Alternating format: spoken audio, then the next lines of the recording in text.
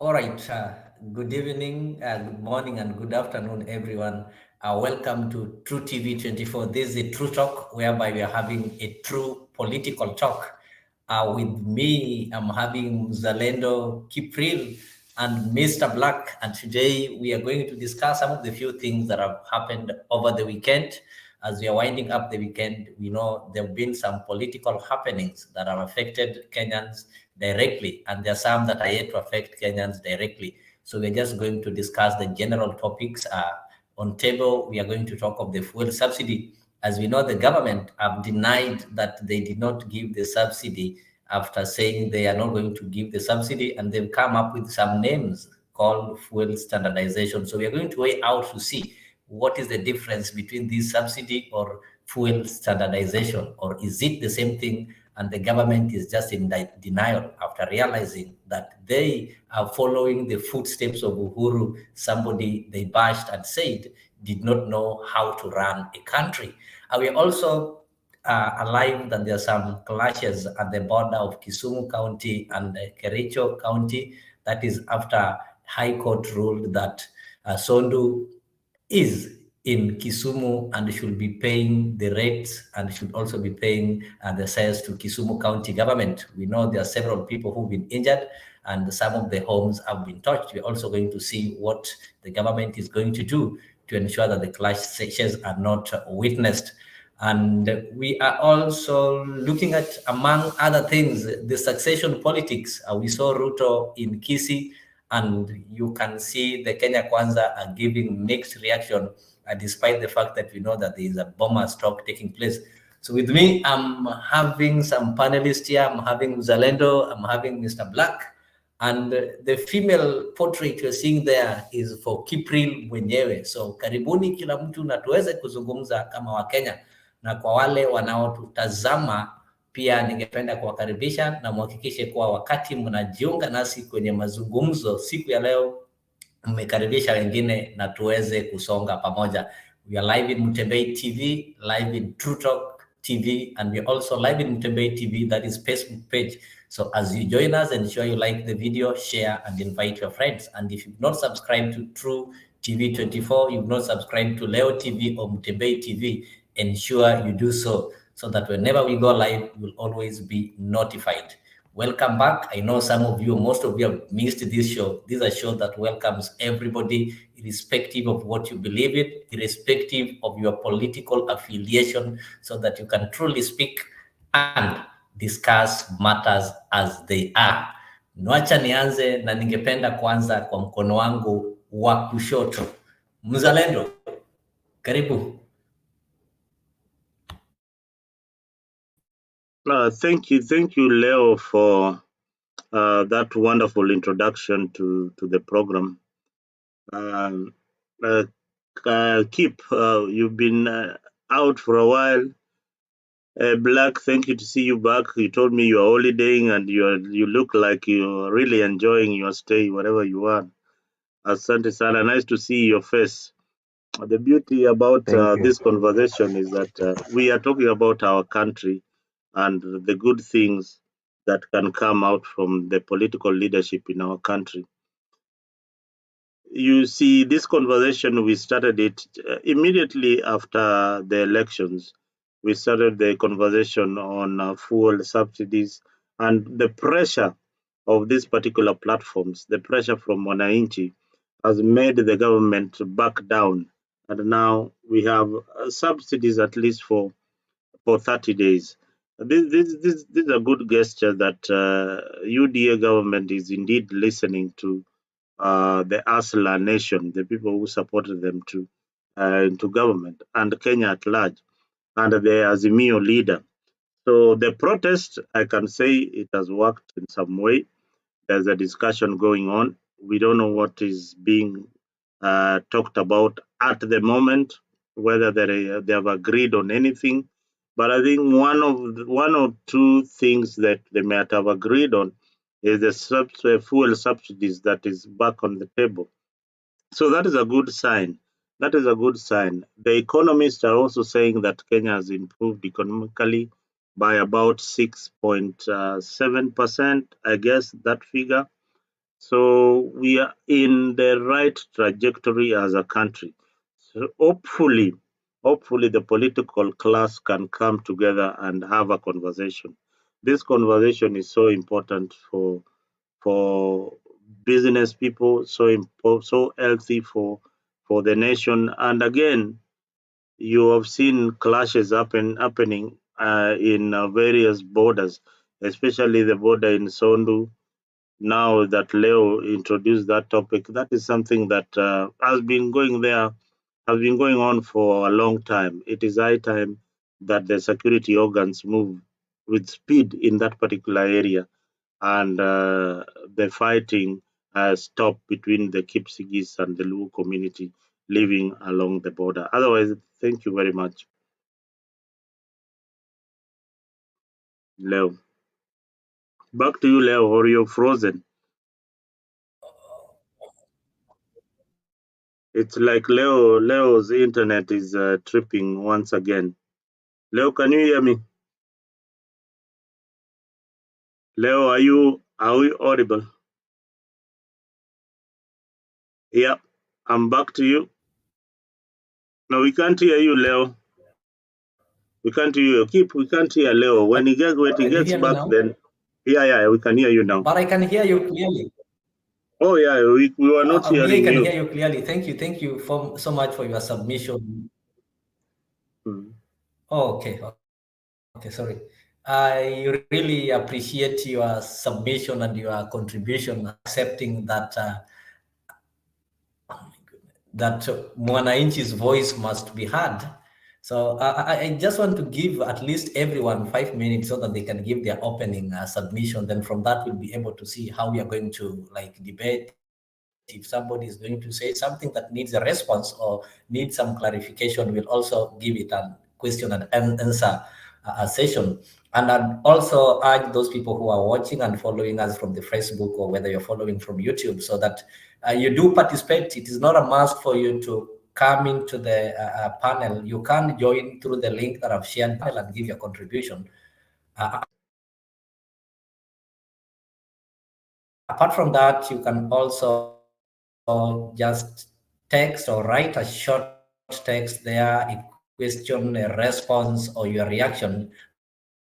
But the most important thing is that you can give your contribution so that we can see how we are going to Leo's internet is tripping once more. But anyway, let's continue. When he comes back, maybe keep. Can you give your submission? Yes. Okay. Like very, very, very many Kenyans. Hello, gentlemen, ladies and gentlemen. Uh, Karibu sana kwa show. Like many Kenyans, I want to make it categorically clear. Is many of us who have never accepted the elections last year. I do not recognize Ruto as my president, and that is my right. He's not my president.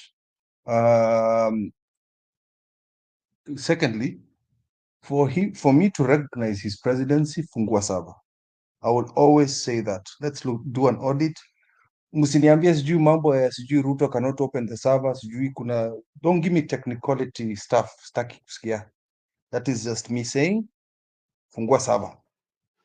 Then we can talk. But as for now, my president and deputy president are Raila Amolo Odinga and Martha Karua. Plain and simple. Let's get that clear. Number two, I want to talk about Mrs. or Miss Whitman. Whether I disagree or agree with Kenya Kwanza, UDA, Ruto, or Rigathi Gachagua, I disagree with them on a personal note because they're Kenyans like me. This is our home. We are Kenyans, and I do not need foreign people to go and tell us what we think or not think. Yeah? We as Kenyans saying we do not trust what happened in the election, it's us as Kenyans. Ni nyumba yetu, ni sisi ndio tunafaa kuongea mambo. Tunyemane, let's continue doing this. I just give it a theory. Yes, the US has been successful in many ways. That is fine. But just because I do not have any children, and you have 10 children, you do not come to my bedroom and teach me how to make love to my daughter, to my mother, to my wife. You cannot teach me how to make love to my wife, because that's my bedroom, that's my business. So, Mrs. Whitman, back off. These are problems as Kenyans. And when there's domestic violence, that is when the society jumps in. What happened when the police were killing our sons in Nyanza? What happened? You killed our sons and daughters, yet the US was quiet. Why are you coming in now? So-called big brother. Another place I have a beef with is the IMF. And this, I don't care whether you're from Kenya Kwanza or from Azimio. There is no way in hell any Kenyan voted for us to get loans. Hata wewe mzalendo, you did not vote for any loan. Kuna siku walikuja kukuambia, I don't care from Moi era, even when Kibaki and Raila were together, kwa nusu mkate, we didn't ask them for these loans. Why isn't these IMF World Bank loans coming through parliament or coming through the public to tell us why we need these loans? There you guys have to agree with me, even you black. Why do we need these loans? We don't need these things. IMF, World Bank is based in Washington, meaning that they have heavy influence from the United States being a major shareholder of who's providing funds to the IMF and World Bank. So the US, Canada, Japan, United Kingdom are the ones who are influencing us. So mimi hata kama huyu mtu wenu ni president wenu, kwa sababu ako na hizo madecision zake hapo, it doesn't matter. Hiyo ni fight tuko nao, the three of us we have a fight about that. That is fine. Peleni ni sawa. Lakini ni nini tunataka hizo loans za nini? We are very rich country. Don't both of you agree we are rich country? Why do we need loans? Let us default. To default. Let's default. Ni nini? So tukidefault keep tukidefault hizo loans hakuna vile tena tutazilipa. We don't need them. That's my main. Why do we need them? We are a very wealthy country. We don't need those loans. Why are you saying if we default them, we'll never get more loans? Why don't we become a nation that gives loans? Bona tusiwapatie loans? Why are we the ones who are receiving loans? Tuache mambo ya loans. Stop being brainwashed about loans as Kenyans. Let's be frank, we don't need them. We're rich. Our soil is the reddest, the most fertile in the world. Well, well, I don't know whether Black agrees with that particular position, but keep. Mr. Mzalendo, just Hmm? before you proceed, I know Black anakuja na mishale. Maybe before you proceed, before my brother and my friend and my party partner Kipril takes a break, I agree with him in most of the things, actually almost 90%. So the only thing that I'm not getting is when it comes to defaulting the loan. Does it postpone this one to our next generation? Kipril, are you suggesting that, like, when we default in this loan, obviously at the end of the day, we'll have to pay it? Like the Chinese loan will soon become their subjects. We will soon be reporting to them. So do you want to say that we need to pile these loans and maybe postpone it, push it forward for our Default, when I say default on the loans, it just means we call our country bankrupt. We're bankrupt. generation? Are we We punishing legally let our us be bankrupt. kids and our great grandchildren who will come after us?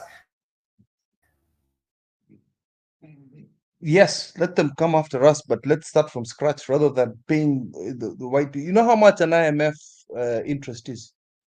It's 56% of what we originally gave. So if we give 1 trillion, if we take 1 trillion, we're paying back 560 billion shillings. I mean dollars, sorry, not we're paying a lot. So let us default, start from scratch. Let us spend what we have. Okay, let me give you an example. Yeah, I make 100,000 Kenya shillings a month. That's just an example. Just an example. I make 100,000 Kenya shillings a month. I take a loan of 20,000. This was what Kenya had been doing. We take a loan of 20,000. I pay it next month. I still have 80,000 to play around with the next month. But slowly we've gone into the habit of, okay, we start with 20,000, we move to 40,000. Now we're moving to the area where we're borrowing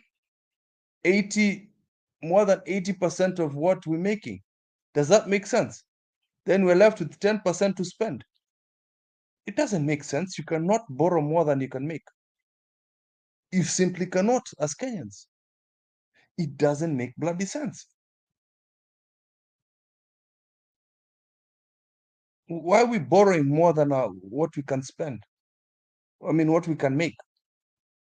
If we needed an extra 20,000 on top of our income, maybe to build the roads, yeah, let's give that as an example, to jenga barabara, because the 100,000 was needed to keep the country running. So let's say we just need a surplus of 20,000 to build the roads. Because we didn't have that 20,000, we borrowed it. That makes sense. But in this case, we are borrowing more than we make. It doesn't make sense to me. I don't get it. We're living beyond our means. Let us go back. We don't need more roads. Uhuru and Ruto's period walitengeneza mabarabara ya kutosha. Kibaki alitengeneza makazi ya kutosha. Let us come back to basics, meaning that let's build an economy with our strengths: agriculture, tourism, and services. As East Africa, let's work on the fundamental stuff that we already have, build our economy from there, then move on. Because you cannot tell me borrowing is going to build an economy. It doesn't make sense. Pole. Let's default, call our country bankrupt, start from scratch. That is the only medicine. Thank you. Thank you for your submission. Keep Bena Black. Yes, Can you yes. give your submission as we continue? Karibu sana ndugu yangu Samuel Ondieki. Karibu sana to Thank True you. Thank TV. you so much. All right, Black, Hello. the mic is yours. Mzalendo. Hello. Can you Nakusikiza. hear me? Yeah. Yeah. First of all, hello to everyone, fellow panelists, ladies and gentlemen watching us wherever they are. Thank you again for this opportunity ya kuweza kuchangia mawili matatu. As you can see, I'm on holiday, so but I just couldn't hold myself from at least kuchangia kile kidogo ambacho ningeweza for the next maybe 20 minutes. So I hope mtaniruhusu baadaye kidogo niweze kuondoka, but before that, in that 20 minutes which I'll still be here, 20-30 minutes, there's some few things which I think it is best if we put into correct perspective. Like for example, in issues to do with the fuel subsidy, I think the government has been so clear in talking about or telling us that it's not actually a subsidy. It's basically, the petroleum development levy that was being charged and has always been charged in the cost of the fuel that we buy. Ndo inatumika hiyo pesa kuweza kupunguza bei ya mafuta. For example, for each liter of petrol and diesel, 5 shillings and 40 cents has always been deducted from that price which we pay as a petroleum development levy, and it goes into that kitty. And 40 cents, 0.40 shillings, that is, has always been deducted for each liter of kerosene, right?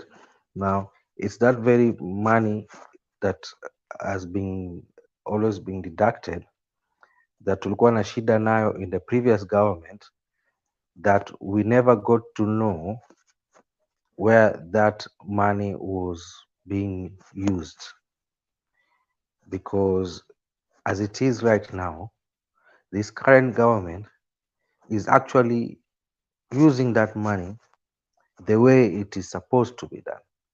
Ndio hiyo ambayo imetumika kuweza kupunguza bei ya mafuta.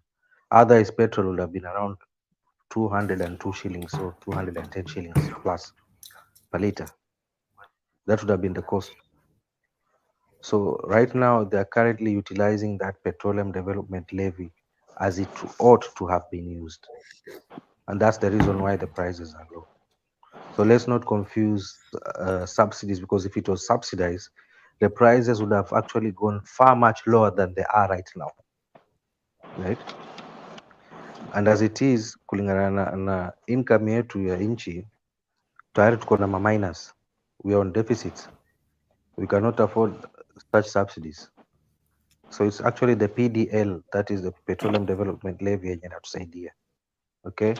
Now, secondly, into matters to do with the international community, which my brother Kip was talking about, and our lenders, IMF. First of all, IMF cannot charge us an interest rate of 56%. That's impossible. There's no loan that IMF gives out with a 56% interest rates. It goes between 14%, 16%, 17%, 18%. It can never reach that far. The only So predators that so so so so 16 and 18% is fair. Ah, Kwenda. do you know what banks links? Do you know what banks interest rates are right now in Kenya? You have no idea. That's where they are right now. So we are talking about 14 to Doesn't mean it's 16%, fair. and they are Doesn't- for low income countries. IMF actually usually gives zero interest rates loans. So it is good to give Kenyans proper info on that. Now, on the other issue of Hold on, hold on, saying hold on, that hold on, hold the up, hold up, hold up, international, hold up, hold up, hold up, hold up, yes, hold up, yes, hold up. yes, yes. Mmelipa Eurobond. Mmemaliza kulipa Eurobond. Now you're crossing, unavuka vitu ambavyo hata Bado tuko na it is IMF bado tujalipa na tuna Eurobond. So we are borrowing to pay now for other loans. No, just explain that uh, bit. Yeah, maybe I have been wrong, just but I think it is still 56%. you're Explain why we are borrowing, you're to pay other loans. Na usiniambie ati it is previous very government because it is Mudavadi ni very wenu. unfair. It is Mudavadi very ni wenu. unfair. It's very unfair. Keep. It's very unfair that while you were submitting, Mudavadi na Ruto ni there were a wenu lot wa of things. There were a previous lot of government. things I did. There are a lot of things that I did not agree with, but I was fair enough to allow you to finish your submission, so that once you finish your submission, then when I would get opportunity, which I have right now, I'll be able to counter whatever that I felt was not in order. So I think you're being unfair if you cut me through while I'm trying to pass out my points. So I can only kindly request if you can just allow me to finish my points, then you can ask me questions, which I'll be very glad to answer. Go ahead. Ndo utanitupisha, because utanitupisha my train of thoughts, right?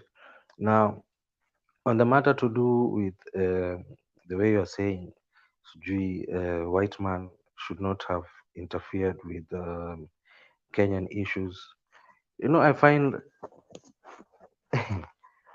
this statement very strange, because number one, I ask myself, when you're bringing in international observers in these elections, and at the same time, you don't want them to speak about how the elections were. So what's the point of bringing them? What's the point of having observers who you would not want them to speak about what they have observed? Then it's best not to have them at all, right? Because in each election we welcome international observers from various countries, US being among them, to oversee our elections. So why do we invite them in the first place? So if we can invite them as observers, then we should also be ready and willing to listen to what they would say was what they observed about the elections, right? Whether you'd agree with what they say was the observation, whether you disagree with what they say was the observation, that's a different thing. But you cannot say they have no right because you actually gave them the right by the fact that you put them there as observers. So you have to start there, Mr. Kip, right? Or Secondly, when things go south, you're very quick to ask them to intervene. hmm? When things go south in matters to do with the way when things to do with the way you are agitating for, right? As Azimio, for instance. Now, but the minute they do the contrary of what you were expecting, that would be in your favor, you immediately turn the West as your biggest enemies. It's just the other day, not so long ago, if I recall, wakati walipokuwa wakiambiwa that mzee ati kwamba atazuiliwa kwenda Ulaya, and they were saying kwani huko Ulaya ni mbinguni, si lazima tuende, wakwende na hizo ni. I don't know if you recall that Mzalendo at that time. Yeah. Wakiambiwa Those kwamba have been at. Hmm. after, yes, Yeah. like kwani huko ni mbinguni, wakwende huko, nani ana shughuli na huko? And then just months later, they're the ones who are so quick to like cry out for them, and they want to ask them to come and help them out. I mean, it's very strange, right? So it's about time we get to live um, the reality, right? Okay. As it is, as much as you may not have liked this government, they are trying their level best. That petroleum development levy is doing what it's supposed to do, is reducing that cost. So tuichukulie tu hivyo. At least that's the least I can say for now. All right. Thank you, Black, for your submission. Let me welcome Mheshimiwa Kennedy Obuya. I can see you driving, but listening in. Thank you so much. Ashley is also on the background, as usual. Karibu sana, Ashley. Long time we have not seen each other. And Ondi Steve, welcome to the show. I know you've waited to give your submission. In that sequence, karibu sana. Steve.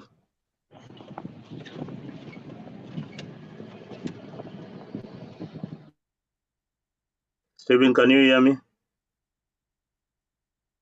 Steve? Samuel, go ahead. Sorry, it's Oh, not Steve. Samuel. yeah, it Sorry. is someone. I was wondering Who is whether. it? Yeah, you are trying to look for this Steve. Thank you, It is Samuel. thank you so much, thank you so much. I'll wish to talk to about three things, and I thank you so much for the forum. I'll start with the statement that Raila put out to the U.S. ambassador. Raila is being a politician. He is always a politician. His statements are political. One thing that a politician hates so much is anything that can reduce or compromise his political capital.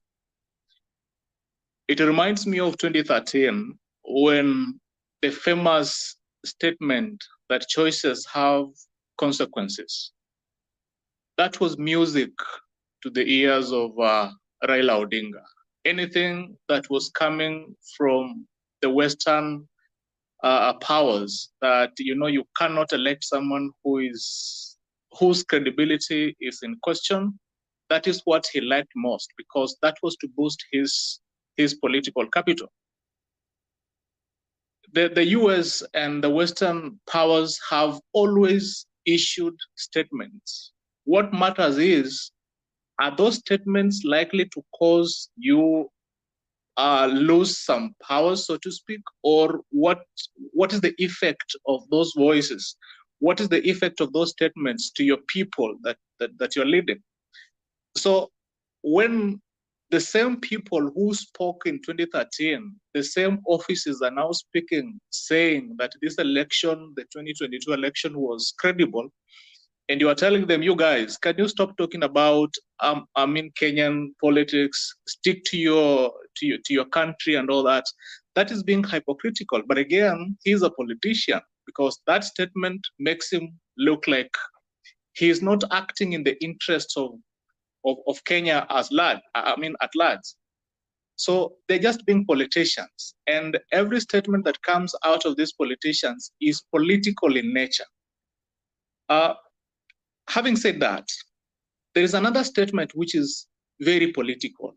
It's an economic issue, but it comes out to be very political. When, for example, the UDA government led by the president, William Ruto, he always says that we want to raise local revenue so that we can stop borrowing. It is a somehow correct statement, but we can never stop borrowing. That can never happen. There is no country in the world that never borrows. Borrowing is part of a country's progress. What is important is, what do we do with the money that we borrow? That is the most important thing. Of course, when they came in, they realized that these guys who were in office, of course, Uhuru Kenyatta knew that he was getting out of office. So what he did is to sweep every money that came his way. There was a lot of economic blunder. Those guys stole left, right, and center. That is the truth.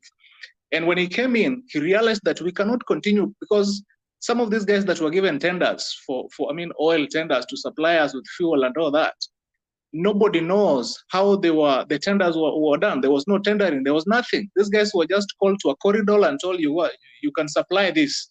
Bring about 2 jerrycans of fuel and you're given 1 billion. These were very unclean tenders. So when he came in, he realized that he cannot continue paying something that is no value, that does not add value. So that is when he said, we are not going to continue with these subsidies. But again, you cannot do without subsidies again. The international market is not a market that Kenya can control. You cannot decide how much you're going to buy fuel from, for example, the Middle East. You have to buy the fuel at the price, the international market price. But when it comes to Kenya, therefore, what do you do at the country level? So that is where subsidies come in. What are subsidies? These are monies. These are taxes collected from people. So what they do is they put it back so that it can cushion us against higher prices. So there is no problem with subsidy. Whether they call it any other name, I don't care about the naming. What I care most about is, if I go to the pump, am I able to have my fuel in the car and move? That is what is important. But there is the politics part of it. The other side of politics always comes in, like, you guys, you said you are not going to get into subsidies. Now you brought them back. What is the problem with you having a subsidy? The only thing is, are you able to access fuel? That is the most important thing. For me, if you can call it anything, you can call it a stabilizer, you can call it whatever you want to call it, but what is important is, I want to access fuel, I want it at an affordable price. Yeah, that is most important to me. But anyway, each statement that comes out of these guys is political. And the president has a responsibility to steer us to greatness, like he has always said, and it's not easy to navigate through, because we're in a very bad situation. But I hope that at the end of the day, we shall have success out of it. Thank you. Well, Leo, you're back. Ken, I don't know whether you are in a position to say a word or two, or I can leave it to Ashley. Are you in a position to say something? I can see you Myself, driving. Yeah, okay, you're audible. We don't want to. I joined late, Nick. Thank you. And I'm also on the road. I've just come. I'm from Kisumu to pick my sons. They went for a tour in Mombasa. I'm driving back to the village. Kindly allow me. I can see the conversation is very resourceful, and please allow me to listen up to the end of it. Then I will do my submission kindly. All right, thank you very much, Mheshimiwa, and have a safe journey. Make sure that we want to make sure you are safe, and other road users are also safe. Thank you Mombasa, so much. I'm here. All right, Enjoying myself. Ashley, can you give your submission? Sure. Thank you so much for giving me the opportunity. I was actually listening and I didn't intend to get in until I had keep talking about defaulting on the loans. And before I go there, I wanted to say that the response that Raila gave to Whitman, I feel like was a missed opportunity. If we remember during the BBI at Bombers, when Ruto stood there and said, help me understand how, and then he would ask questions. I think they should have come to Whitman because anybody can have an opinion. That could be her opinion personally, or that could be the stand of the US. And you cannot force someone to have the opinion you have. That is part of democracy.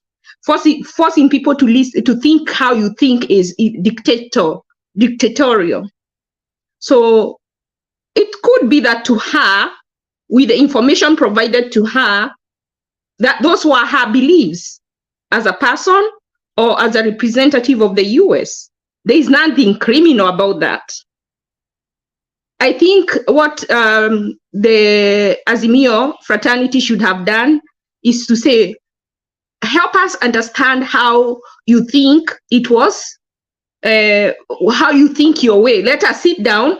We show you why we are saying it is not, it wasn't accurate, why it was rigged, and have a discussion or have a debate. Let us show you our facts and you show us our facts. We might be wrong and you might correct us, and you might be wrong and we may correct you. I think that would have been a better road to take. Instead of making it to stop talking about only the guilty are afraid. But if you know your truth and you stand by your truth, you always want to stand and defend it.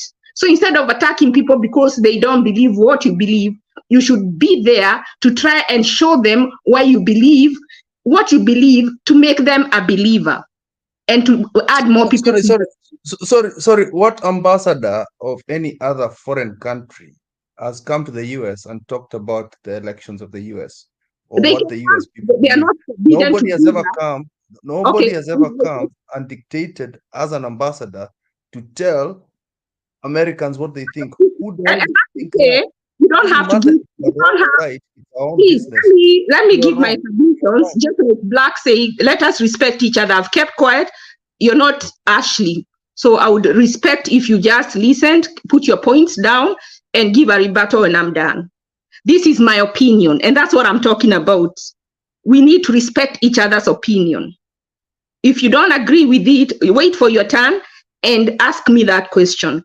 What I think is that they are ambassadors of the US to Kenya. So they represent the interest of the US to Kenya. So the opinion of the US to Kenya is that the election was free and fair. If you, as the opposition, do not feel that the situation is right, it is your burden to prove to them that it wasn't fair. You don't have to do it confrontational. It doesn't have to be a fight.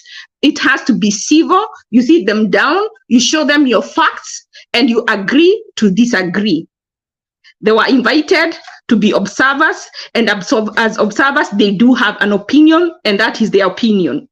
So if you think they are wrong or they were misled, it is the burden of proof is on you to show them why they are wrong, not tell them they cannot talk.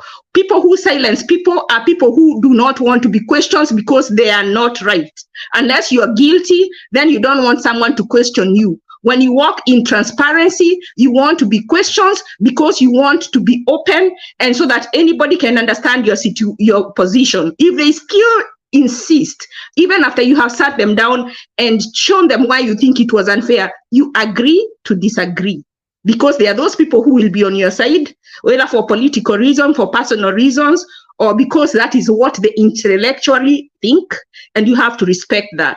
And if you come to America and you want to talk, if they give you the time of day, then you can talk. The thing is, in Africa, we give them the time of day so they talk. If you come to America, even though you say that, they won't listen to you, they will ignore you. So in Kenya, if your leader, the senior most political leader, wants to take what an ambassador is saying, it's up to you.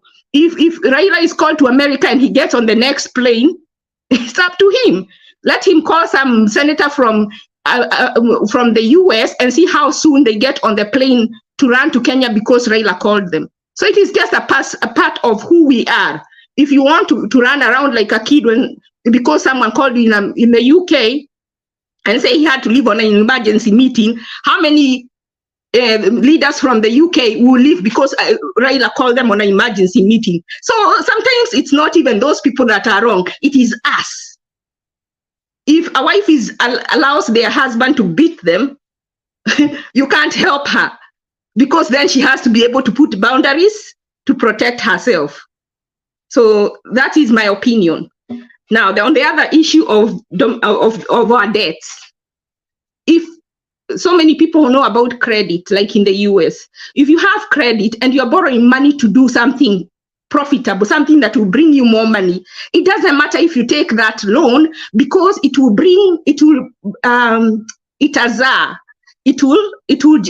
grow, and so you will not have a problem paying the debt. The problem with Kenya is we get debt and then it is stolen. We were told the other day by Wanjigi that some of that money doesn't even come to Kenya. It goes to people's private accounts.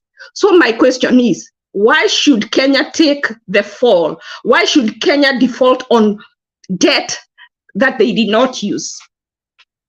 I don't see why Kenya should be even involved in debt that was not legally acquired.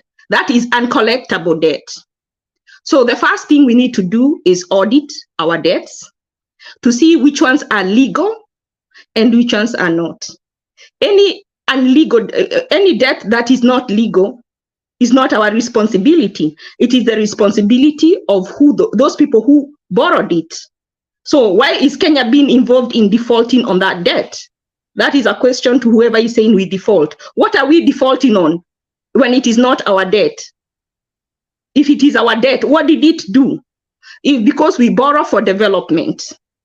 So if it developed, then we should have been able to have money to repay. The reason we have no money to repay is because this money is being taken and going to people's pockets. Why are we still borrowing? Like someone said, Kenya is rich. It is because people want to enrich themselves. It is not being taken to go into funding development or causes to do with Kenyans. It's going to people's pockets. That's why we see people, leaders, when they go to a function, they fly, they jet there. They jet to places. They don't even use the road anymore. Which other country, even in America or the UK or in Europe, do you hear of leaders jetting to functions apart from Kenya? And yet, if you look at how much they are paid, it's not money worth. It's not even money that they should be able to afford this kind of luxury. This is our third world country.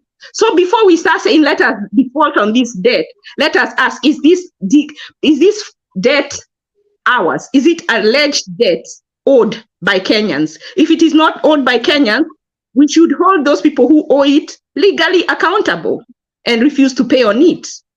And pay, actually, according to Jimmy Wanjigi, we have overpaid and we are due a credit. That is my submission. If I may ask you, please, before you go away from the mic, do you think our president is ready to walk that road of auditing and bringing people to task, if there is any that went away with the money? So as you can, I think that is a question you can very well answer for yourself. Before the finance bill, Jimmy Wanjigi, who is my source, said that Ruto has an opportunity now, before he signs the bill, which 70% of the income, the revenue that they are collecting is going to debt. And this is questionable debt. He has an opportunity to have that debt audited. so we can know which one is really legal before he signs the finance bill. He didn't do it. And that should answer your question. But is the government willing? Have you seen any signs that they are willing, ready to walk that road? But they are the ones who are taking the money. It's not disappearing by osmosis. So that's the thing, that's the problem we have. So our problem is that we have a government ya wakora. If governors can, instead of helping their people, they are also yani wameiba in the serikali, wamejiongezea pesa.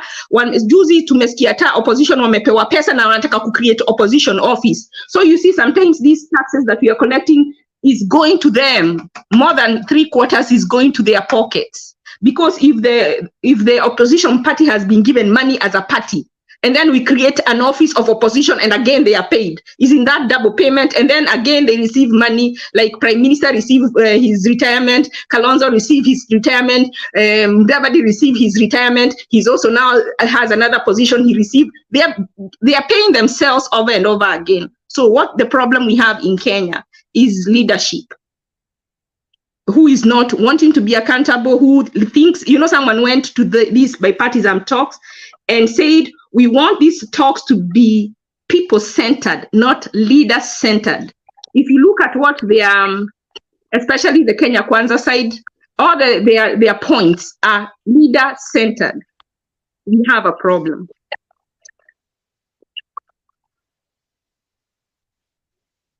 Thank First you, of all, Ashley, sorry, for very that quickly, submission. very quickly, I want to say, Ashley, I agree with 75% of what you said. Aki, umeweka points mzuri sana. I'll keep quiet now. Well put there. Thank you. Well, I also support the same. Everybody seems to be supporting Ashley's position on Mainyangigi's Yes. odious death. Although we cannot really clarify where Mainyangigi is getting his figures because he's not a government official. So these are his personal assumptions. They've never been. That's the same thing I wanted to say. So Those are his personal assumptions. So what's his source? Yeah, because if he only has access, he gave us public domain. He didn't get anything outside. He didn't do any, like the way they are saying about all the information is information you can get for your. If you listen keenly to him, one of them that he talked about is Eurobond, the 2 billion. Listen to him. Let me tell you something. What we need to do is to go. Let me add. All right, Stella, go ahead. He said something. I was refuting something. I was refuting something just before. I was asking, as much as I want to agree with Wanjigi that yes, we need to audit our debts, and that is true. We need to audit our debts to get the true picture of where we are, into who we owe and how much we owe. But where I have question marks is on the source of his argument. Now, if he only has access to what we all Kenyans do have access to, and then he goes ahead to say that there seems to be 2 books, one which has the actual figures and one which has some figures missing. This is where now I want to question. That is where hapo ndo naachia. So the only thing I can say, where if Nancy, the only thing I can say, am I audible? Am I audible? Yeah, we can hear you. Yeah, we can hear you. Unanisikia huko? Unasikizwa?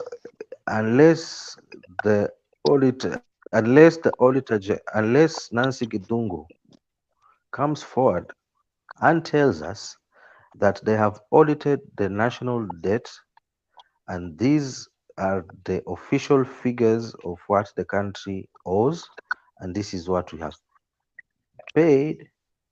Up to that point, I want to take Wanjigi's comments as partially true and partially political, because we should not forget that he was a friend, like he always said, that he played a major role in forming the previous government. Let's leave that out. Let's talk about the fact of the debt. Yes. Just leave that. Now you're going outside the topic. Let's stay with the topic. Let me tell you something. Let me tell you something about right now. At this point, actually, we don't have facts until the Auditor General.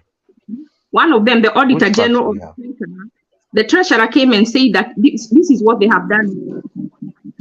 And if you want, I'm going to get you those clips. I don't have them right now. I think the Treasurer, she said what they have been doing, they've been borrowing the money from the loans with the intention of returning that money. And they've been using it to pay the civil servants or to do other projects or other things that they're not supposed to do per law. But they normally borrow to return. What has happened is that when they take this money that is given for development to put towards other uses, and it was supposed to be on a temporary basis, what has happened is that the money has never been returned. So it has accumulated to where it is so much that they cannot be able to return it. She said that on a Spice FM interview.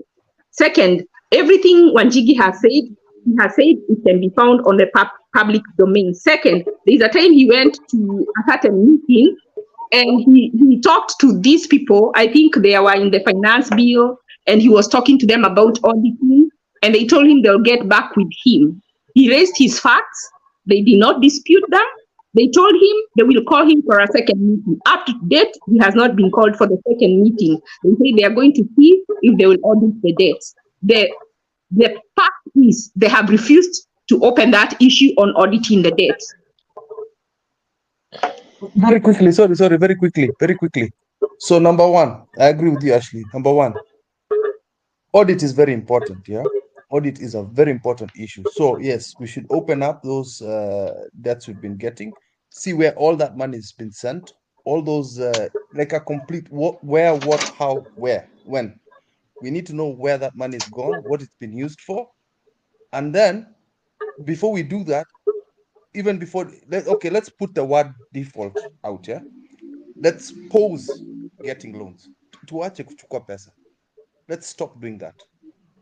We find out how money has been used in the past. Then, if we need money, it should come to the people. It should come to our representatives. I do not understand where somebody wakes up in the middle of the night and says, we're going to take 1 trillion, we're going to take 2 trillion, we're going to take... I do not understand where that comes from. I never hear the parliament debating about loans we're going to take. Don't you think that is fair enough? At least let's meet in the middle there. For me, it's about us, the public, understanding why we're borrowing money and where the money is going. Let's audit. The same thing I'm going to insist on, yeah? We're going to be in a bit of disagreement here about the US thing. Let's put that to the side. We do audit on everything, even the elections we had last year. I just want the public to have an audit, a forensic audit, accounting audit, elections audit. Isn't that fair? Isn't that a fair thing to ask as a Kenyan? If I dispute something, let's forensically look at it. Yes, the Supreme Court said that it's take a short time to look at all these elections stuff, Mama Jumbo, whatever it is. But now, as the public, we're still shouting for it. We're like, come on, guys. Even if it takes many months, fungua hiyo kitu. Fungua server, fungua the account books of Kenya. Let Kenyans see what is going on in the public. Why is all these things a secret? They're in the US. You can see how things are being spent. In the UK, you see how things are spent. The public is privileged to that.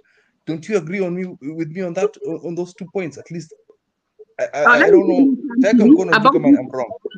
This thing about election, what people don't understand about the election thing, if you look at in the US, Trump is saying that the elections were stolen. Remember, we used the same farm to do the elections. Don't you think if they opened the server and they found discrepancy, it would put a full like it would put no confidence in that system. And remember, the government that is in the news right now is being accused by their opponents that there was rigging. So you have to also think, as a person, the psychology of the person who is speaking. You do not expect Whitman in any shape, form, or fashion to support the opposition in Kenya because they sound just like Trump. I agree with you. You're opening a can of worms because we are using the same systems of the US. So if there's doubt in Kenya, there's going to be doubt in the US. I agree with you. That is why the US is protecting that. But then that is where my second point of let them do their business, we do our business, meaning that is let's forget about their feelings and think about ourselves. Now we're beginning to have a discussion. I'm actually liking the discussion we're having, Alice. Is now let them deal with the issues they have with cinematic, whatever the company is called, and let us deal with our side of things. We want it opened. If there's an issue on their end, from their end about Trump and all that stuff, Trump is saying it was illegal, whatever it is. Wafanye investigations zao, sisi tukuje tufanye yetu. What we're saying is, let's audit this thing. Let's audit this bloody thing. And now I'm beginning to understand why the US is very adamant about that server being open themselves. Because it will embarrass them. Hold on, kid. Hold on. Time out. Time out. Time out. First of all, the machines, the way the US, the machines that are used in the US are not the same as the ones in Kenya. Hold on, is this my brother? Is this my brother that Afro? Yes, it's your brother, Kip. Siku mingi. Mpaka nikugwaruze kidogo. Salamiana kwanza. Salamiana. Okay, sorry. Black, nice to see you. You are bright today. Ndugu yangu hapo, my sister there, ako hapo very strong. Azimio, I forgot her name. Stella kama kawaida. Stella taniua. Pole. Unajua mzalendo wa kuweka majina hapo sasa nasahau.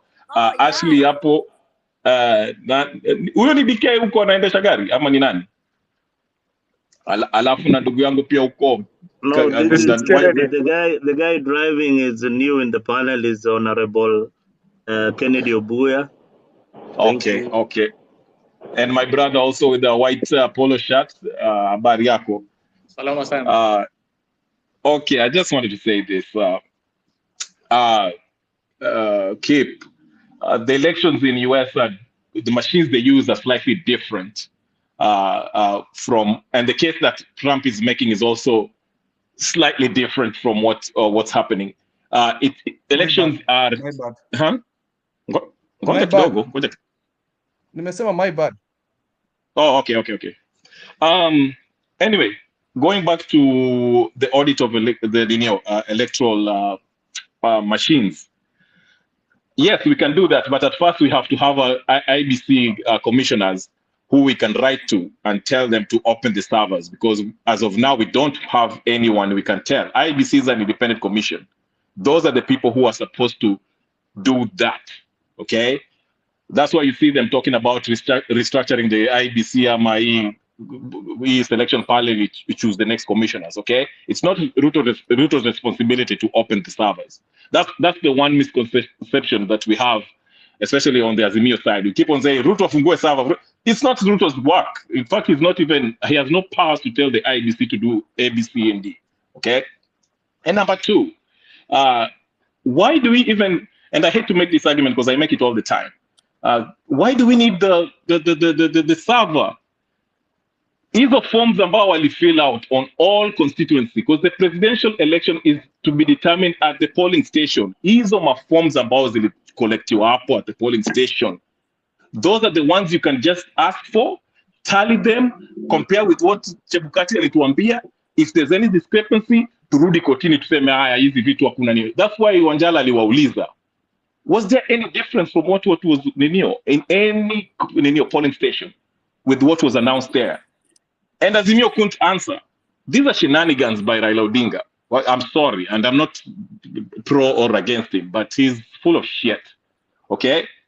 What did the US ambassador say? She only said it was fair and square. Of course, US doesn't have a because Kerry also told us that 2007 elections were fair and square. But we all know Kibaki stole the election. So what Ambassador Meg Whitman, who is the former CEO of eBay, said is inconsequential. Like, I don't know why Raila is in his feelings. Like, who cares if she says it was fair and square? You know, mbona nakasirika na jam ati sijui rogue.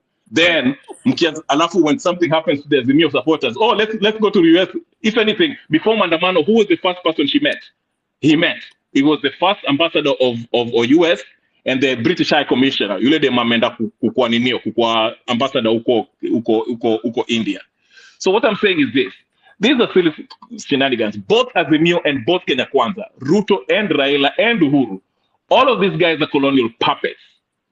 Tusidanganywe hapa. That's why you see her, Kun is meeting whatever. But anyway, going back to the debt, to Achayu Mamba election. Let's go back to the debt. Jigi made a good point. Yes, and I agree with Kip and I agree with Ashley. The e-finance bill, first of all, it's illegal. We should carry out the audit to audit ECV2. The constitution is very clear. Black asked, how did Jimmy Wanjigi get this information? Article 35 of the constitution inakupatia power, even as an individual, to ask the government to give information about a particular particular information you want to receive. It's kind of like the freedom of information in America, okay? Ile unaweza kufile to court alafu unaambia, hey, show us what's going on. We want to find out. How did you borrow this money? When? How much was it? And who received it? And which bank account did he enter? Okay, that's how he did his auditing. And also, okay, Mtata, in fact, they were working together.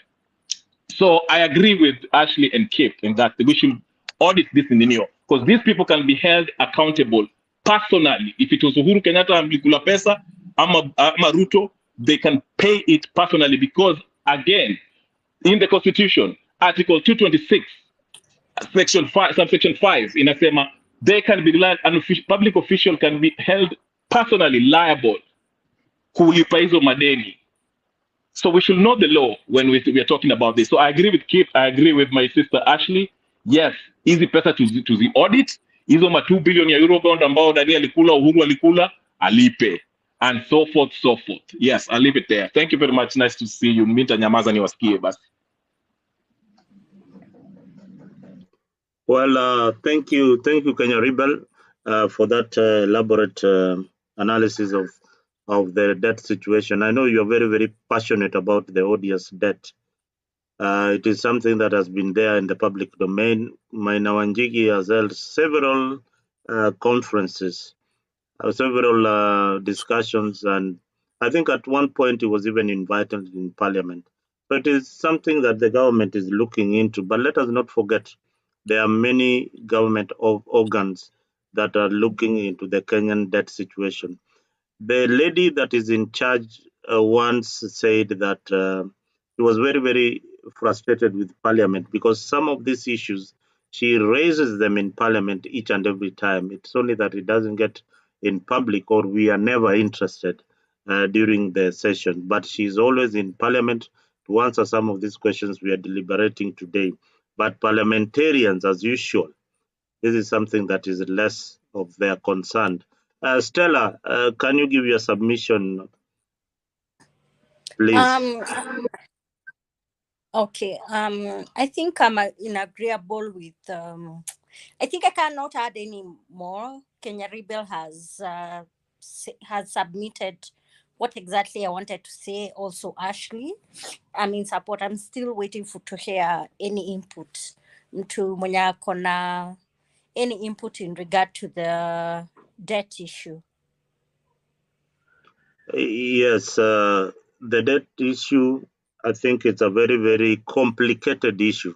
It is not in black and white as you see it. The Kenyan debt is a bit complicated. Samuel, do you have something to say? I will agree with you. I will agree with you that just open the books. Open the books. Open the books of forensic audit. Just audit. Hata wacha mambo ya elections.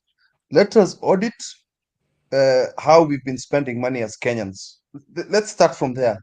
Once we can be honest about how money has been spent through tenders, through government spending, through salaries, all these things, hiyo kitu kutekea for spreadsheets, showing us how money has been spent for the last Sasa keep 14 hiyo ni years. mzuri I sana, think is a Kenyans very will good be idea, but sasa it will go back mpaka wakati wa Moi, it go back It doesn't mpaka matter. wakati wa Kibaki and Fungua. to date.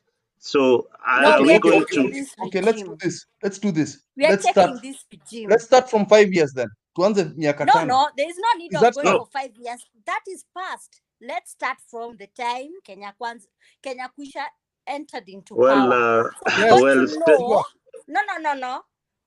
The thing is, if we are talking about the past, it won't bring any difference in the present. Right now, because taxes they've been collected, we want to know exactly what projects are going into those, what monies which have been borrowed or debts which have been borrowed, it's going to which project. That is what we want to know as Kenyans.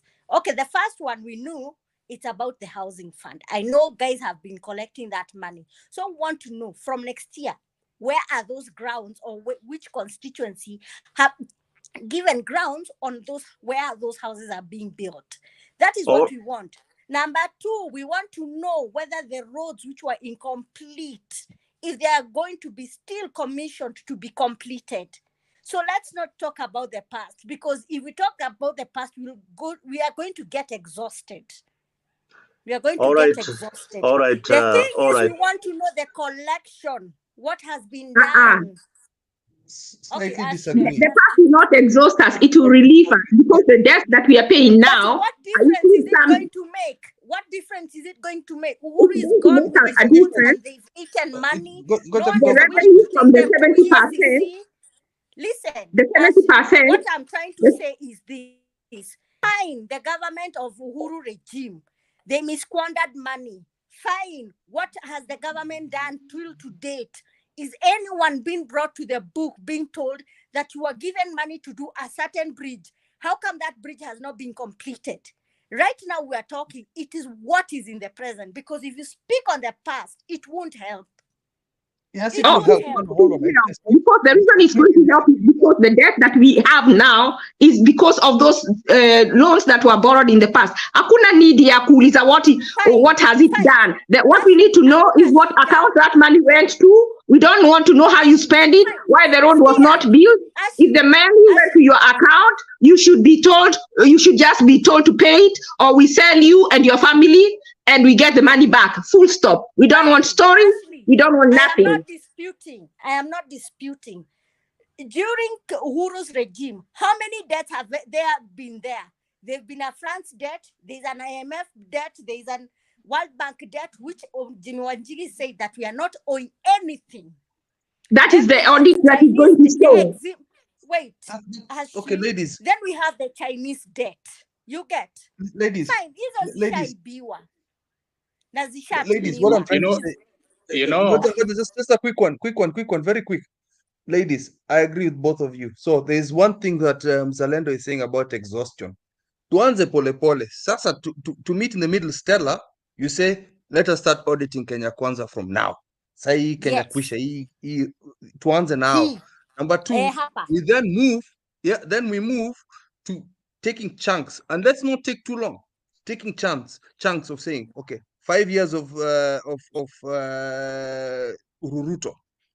Tumalize hiyo, tuangalie audit yao, tufunge watu wenye waliiba pesa, we start locking people out, then we move to Uhuru Ruto 1, tufunge hao watu, alafu tuende kwa hiyo Mwai Kibaki, and then we move like that until we clean up Kenya.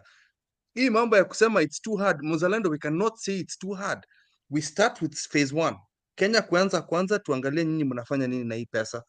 Aya, Uhuru Ruto 2, tufanye hiyo kazi. Me, I don't care if he's with Azimio right now, Uhuru is with Azimio. I don't give a shit about that. Kama aliba pesa, tumweke on the books. If Raila Odinga is suspected of it, we're tuone. Let's go see it. Me, I'm just speaking as a frank Kenyan who's really, really angry of how my country is going right now. We need to fix stuff right now. Hii mambo ya kila siku postponing stuff is a waste of time. We cannot postpone. We cannot push things under the carpet. It's unfair for us. It's unfair for my children. It's unfair for my grandchildren. No, Amen. it stops now. And this is what I'm trying to say. Fine, no problem. Ashley, I agree. Fine, kukona debt we borrowed during the time for the Uhuru regime. Yes, during Uhuru regime, there've been a lot of, and I can say his regime had a lot of projects. But if you see, only 10% of those projects have been completed. The rest of the 75% are all white elephant projects. Do you get me? Now, what I'm trying to say, if the projects which are still white elephant, and yet where the Kenya Kwisha wants to revive them, first thing, they are going to get money they'll have to borrow money to complete the project. But the thing is, let's not rely on the pesa enye ilikuwa imeshaombwa na Uhuru. Hiyo ishaisha, hakuna yenye imebaki. So as we speak right now, even right now, schools, they are meant to be increased, especially streams. There are universities which needs to be what do you call it? They need to be commissioned. There are hospitals. You get what I don't get it is like all these white elephant projects. If Kenya Kwisha insisted that they'll have to collect our taxes, they need to do those. They need to finish those projects other than starting other projects. So I don't get it when you're trying to say tuangalia maneno ya Uhuru. Hiyo ishaisha. Sasa tuangalia ya Kenya Kwanza. Wameka hapa 8 months. And I know they've been collecting money from the day they stepped in that office. But now what do? They misquander money with trips. They steal money from XYZ. There are CSs who take advantage, even stealing 6 billion to 10 billion from NHIF to any. They've been stealing. We have money, but that money is being stolen by the guys in the Kenya Kwisha regime. So Stella, I wish to ask you a question. Yeah. What did you wish be done to the people stealing in this Kenya Kwanza government? What do you want them? I mean, what should happen to them? Listen to me. I'm the one who's around here. I know. If this Kenya Kwisha can do and arrest those people and take them to court, what happens to our judiciary? It is compromised. Mtu atashikwa aliiba 2 billion, anapatiwa bail ya 500,000. Is it fair? Lakini nikiba kuku nini tutafanya? Kwa 6 years na unaambia utoe bond ya 100,000. It is there. Stella, just hold your thought. I am speaking facts. Just hold your thought. The newspaper yesterday. No, if you read the newspaper on Friday, there was a certain MP. He was found that he stole almost 1.2 billion. Pesa ya watu wasindigishu wanawadanganya na hii kitu ya whatever. This guy was released with 500,000. Is it fair? That 1.2 billion ingetengeneza hospitali ngapi, ama ingeweka watoto hao watoto wenye walikuwa wamecontribute hiyo pesa wangeenda higher education in Nairobi. You don't need to go out of the country. There is USIU, there is whatever. Then they are absorbed with a program by the government, wafanye kazi kwa county. But what is happening? Watu wanakoniwa. If Kenyans can contribute 1.2 billion watoto waende, don't tell me that Kenya doesn't have money. It has money. But that money is being misquandered. Mandagor was taken to court. He only spent even one night. Then he was released with 500,000 bond. Tell me, where is the justice? Please tell Stella, me. I need someone to give me.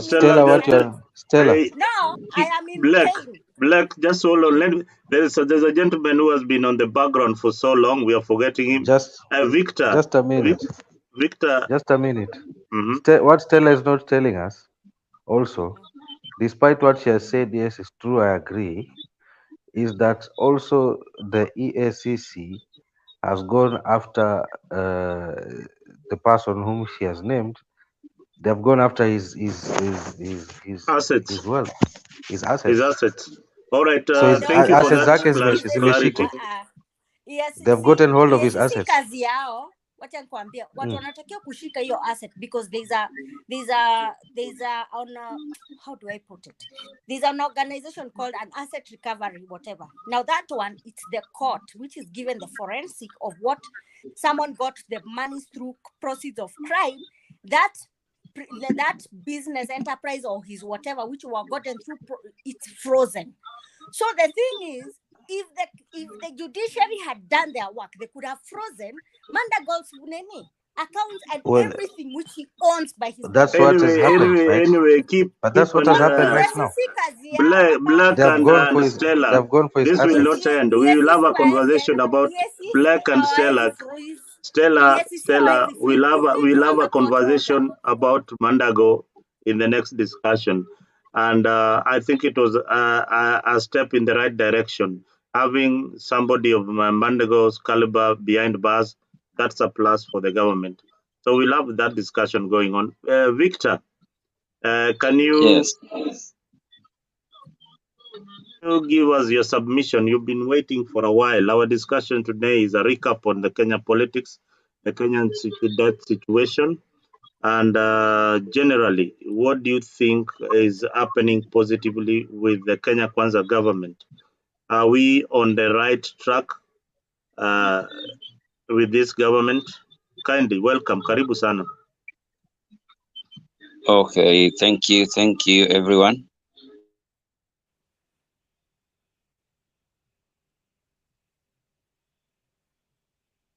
Now your internet, it's like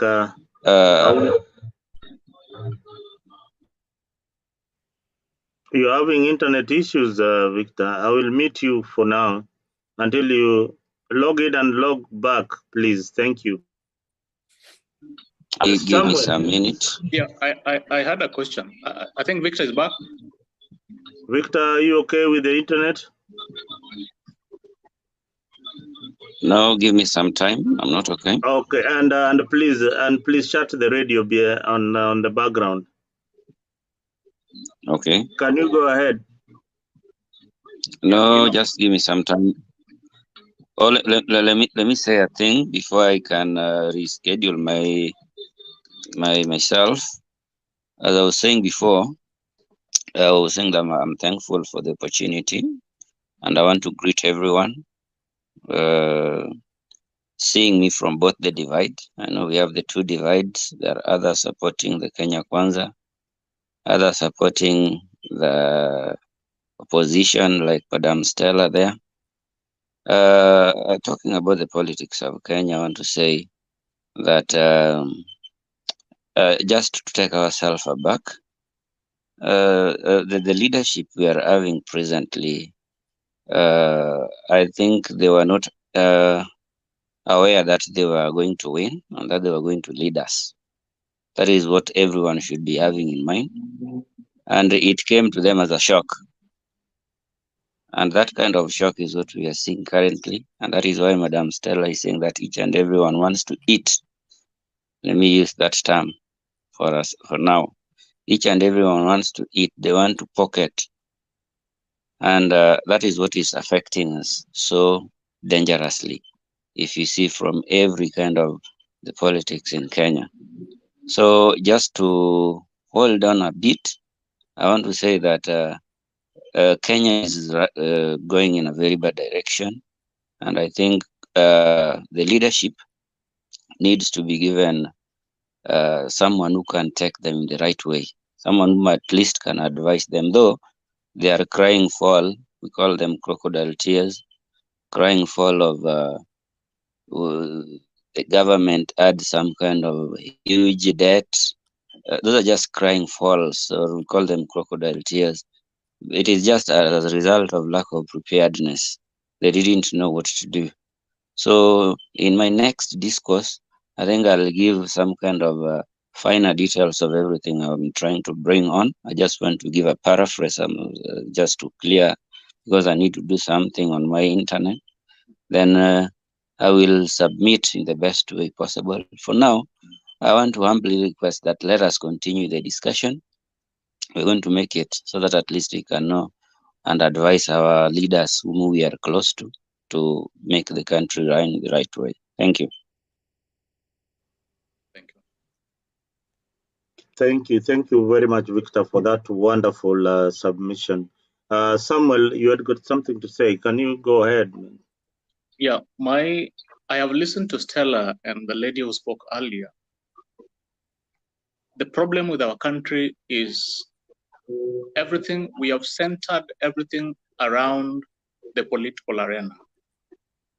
That anything that is meant to be successful has to come from the president. The president has to give a word. The president has to commission that let someone be audited, let someone be investigated, let someone be, he has to give an okay. That is a very dangerous road that we are working on. The 2010 Constitution tried to come up with institutions that were meant to be unbiased when it comes to doing investigations, so that they can really have the real evidence, the facts on the table, so that if there is anybody who has done anything to do with corruption, they are honestly apprehended and the justice road takes its course. But anytime we have our institutions around an individual who is the president and is a political figure, I can assure all of us that we don't expect any results when it comes to stopping corruption, for example, in this case. I can give you an example. The police, the reason as to how we came up with IPOA as a country through the 2010 Constitution is that the police could not investigate themselves. There's a lot of bias. If you send the police to investigate their own police officer, we are likely to get a very unbiased report. It is the same thing if you ask a politician to investigate another politician and you expect the truth out of it, is expecting too much. If we have the Ethics and Anti-Corruption Commission, the guys sitting in those offices, if they are not able to investigate an officer, a politician, a high-level politician, then we don't expect anything when it comes to political consequences or consequences to anybody who steals public resources. We are a political country. That is something that we must agree, all of us, that we are very political. Before a politician decides to take a course, to take action on something, the first thing he will consider, what are the political consequences? If the political consequences have a negative impact on his person, be sure he will not do it. It's the same thing. If you ask William Ruto to audit our debt and implicate the former president, we will be expecting too much out of that space. If we have institutions, I pray that our institutions, the anti-corruption institution, becomes more powerful. They get hold on real files. They charge people. Our judicial system is functional so that we don't have to depend on a politician to have someone apprehended. For example, between 2017 and 2022, our political space was compromised. We didn't have an opposition. So much happened that there was so much looting. That is why, the issue of auditing, have you heard Raila Odinga say, let us have an audit of our debt? If he hasn't spoken to that, be sure nobody is going to put pressure on the government for us to audit our debt. Who is comfortable? Who is comfortable to stand and say, we are ready for the audit to take place? The president cannot walk that road unless he is pressured. Who is to pressure him? Raila Odinga and his troops. If we don't have an organized opposition, be sure we will get nothing out of the audit. Number 3, Jimmy Wanjigi is a politician. All these are political figures. Jimmy Wanjigi was there. He saw the thief carry money. He saw the thief carry money into his bag, pocket the monies, go into his car. The thief drove away. The thief has gone several miles away. He's coming to us telling us, I saw the thief. Let me show you, the thief came here through this door. He has stolen this money. I mean, he's trying to play politics for heaven's sake. I mean, it is because this is a political arena. Everything is around and about politics. Let us have our institutions be strong enough to have the evidence to go after people who have stolen our monies and be brought to book. That is the only way we can heal as a country. But expecting William Samoei Ruto to audit the debt, I'm telling you, we'll be expecting too much. Thank you.